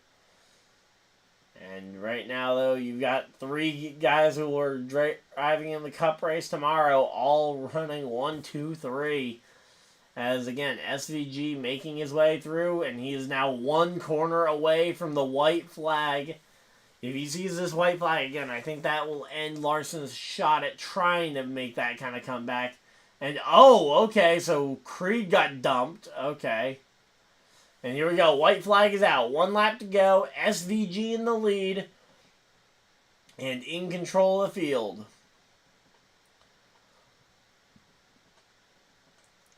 SVG, he's got a 1.3 second lead over Ty Gibbs.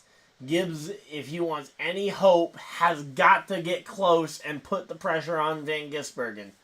Right now, though, he is too far back to really do anything. And SVG, I coined it last year, SVG OMG, but here we go. Shane Van Gisbergen on the final lap at Chicago. He's going to try and make it 2 years in a row in Cup tomorrow, but today in the Xfinity Series, he would make it 3 in a row for the NASCAR Xfinity Series road courses. For his first win coming at Sonoma, then winning Portland 1 week later. Then they took a couple weeks off from running road courses, and he's back at Chicago. And here we go. Only a couple corners left. Through turn 10. Down to turn 11. One more turn for Shane Van Gisbergen up over the hill. Gibbs is going to get close, but not close enough. Shane Van Gisbergen off the final corner is going to win here in Chicago. And there he is. SVG OMG. He gets the win. Ty Gibbs second, third. Larson fourth. Parker Kligerman. Strong run there. And valiant effort for Jesse Love, who put up a massive fight to try and maintain the spot there. Mosak sixth. Seventh was Austin Hill. Eighth place, Joey Logano coming home in the 8th position. Ninth, Justin Allgaier. Rounding out your top 10, Austin Green. So there we go. The only drivers to win 3 straight road course races in Xfinity, Terry Labonte and AJ Allmendinger and SVG. The only 3 drivers to have ever done it.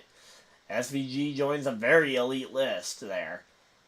Again, Terry Labonte, a NASCAR, I believe he's a NASCAR Hall of Famer already, if I'm not mistaken, and I don't see any reason why he wouldn't be a Hall of Famer. Then you've got AJ Allmendinger, one of the best in road racing as of recently, and now you've got SVG, 3 wins in a row on road courses. I thought with Allmendinger as a teammate, I thought that these were going to be somewhat tough races for him to win, and he's had to fight for all 3 of the wins, but in the end, he has come away with 3 in a row. 3 road courses in a row. And, yeah, man, big win there for SVG.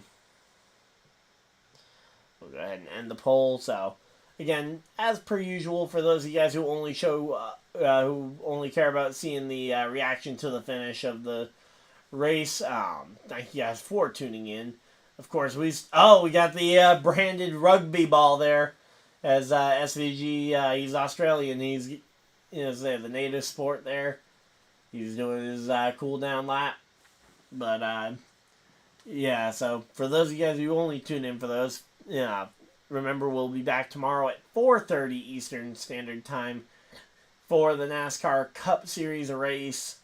Here from the streets of Chicago. But as per usual, we are going to go through the entire finishing order. So if you want to know where your favorite driver finished, or if you just want to hear me talk and ramble on for a few more minutes, feel free to stay tuned in. But in terms of the actual reaction, oh wow, that is a beautiful burnout from Shane Van Gisbergen, a driver who is starting to get pretty familiar with how to do burnouts in these cars, especially at the streets of Chicago, where he has now won 2 races in 2 attempts.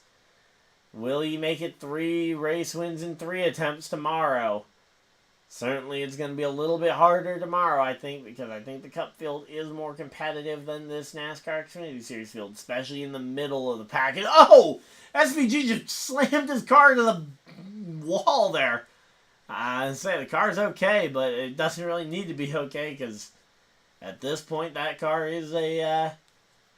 might as well be a toaster, because they're going to be rebuilding that thing pretty much from the ground up.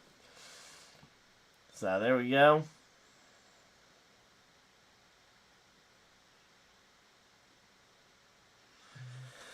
Alright, so after 9 lead changes amongst 5 different leaders here today, SVG climbs out with the win, but we are going to go ahead and, again, we're going to go through the full finishing order here. Let me just go ahead and pull up another leaderboard so I can actually scroll without messing up the overlay.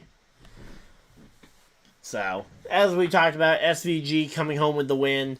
First place for SVG. Second, Ty Gibbs, valiant effort. He tried everything he could, and just at the end, his car didn't quite have the power behind it that Shane's did. Kyle Larson, same story. He got through the field, but just took him ever so slightly too long. In fact, actually, wait a minute. Oh, that's why Ty Gibbs faded at the end. He was on older tires too, so that's why Ty Gibbs couldn't keep up with SVG there on the final 2 laps. Yeah, Kyle Larson got through the field, but it took him too long to get there. Could only get to third place. Parker Kligerman with a very admirable fourth place finish there. Gonna be a great points day for him. And Jesse Love with a very solid fifth place finish. Should not go understated how well he drove, especially for a rookie in his first ever street course race. Connor Mosack comes home in the sixth position in the 88 for Dale Earnhardt Jr. Then you got Austin Hill coming home seventh after a very strong run from him. Joey Logano, after replacing Haley Deegan midweek in the AM racing car, comes home in an 8th place finish. Justin Allgaier 9th, and Austin Green, who I said ran pretty well all day, comes home in the 10th position. AJ Allmendinger and Josh Williams, both driving for Trackhouse, come home 11th and 12th on the day for the Kaulig Racing duo. Allmendinger in 11th and 12th place to Williams.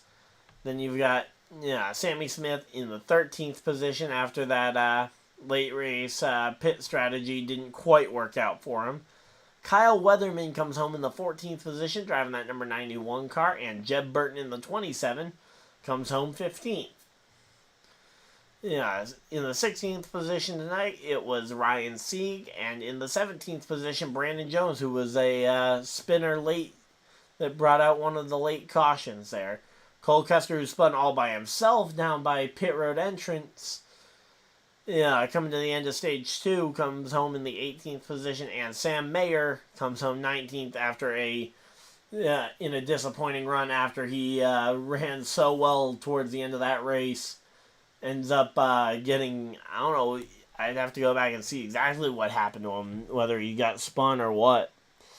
But Sam Mayer went from being inside the top 5, he comes home 19th. Brendan Poole in the 44 comes home 20th. Ryan Ellis coming home in the 21st position here tonight. Kyle Sieg 22nd. 23rd for Matt DiBenedetto. Yeah, good run for him in that Viking Ford team that are just trying to build back up into trying to build up a brand new race team. It takes time to build a team, and Matt DiBenedetto is absolutely the driver I'd be looking for to build an Xfinity team around. He may not be the best driver week in and week out, but he's a driver that will typically, or at least I would imagine at this point in his career, would be loyal, considering he knows how quickly a ride can go away. Blaine Perkins comes home in the 29th position, or in the 29 car, comes home 24th. And, And I accidentally clicked on an ad there. And and then in the 25th position was John Hunter Nemechek. Sheldon Creed comes home 26th. 27th, Daniel Suarez, the last car on the lead lap. Riley Herbst 28th, 3 laps behind the race. The first car not on the lead lap. Alex Labbe comes home 29th in the 07 car. 5 laps behind the race. Anthony Alfredo also 5 laps behind the race, and okay, there we go. 225 points above the cut line is Cole Custer. Somehow he has not locked himself into the playoffs of the win yet, but man, he is doing everything else correctly. Riley Herbst, another driver who's racing for a job here, potentially to maintain his current ride, but his name's been mentioned around Cup rides, so we'll have to wait and see. But they're the top 2 drivers who aren't winners yet. But Leland Honeyman Jr., after going nose into the barricade there, comes home 31st. 32nd for Preston Pardis. The 33rd position is Sage Karam out of Nazareth, Pennsylvania. And Parker Retzloff comes home in the 34th position. Andre Castro coming home in the 35th position here tonight. Josh Bilicki in the 92 comes home only 16 laps off the pace. Jeremy Clements ends up finishing 35 laps behind the pace. And Chandler Smith was out of the race only 5 laps in the number 81 car with an engine issue on lap 5, coming home 38th and last on the field. So there we go. That is your full rundown through the finishing order here on the day, but hopefully you guys enjoyed. If you guys did, Leave a like on the stream. Subscribe if you guys are new so you guys don't miss any future videos or live streams. We will be back again tomorrow, 4:30 Eastern, for the NASCAR Cup Series race from Chicago. And hopefully you guys are excited. I know I certainly am. And I'll see you guys next video, live stream, whatever you guys decide to do with the rest of your day. Have a great day, everybody. And goodbye!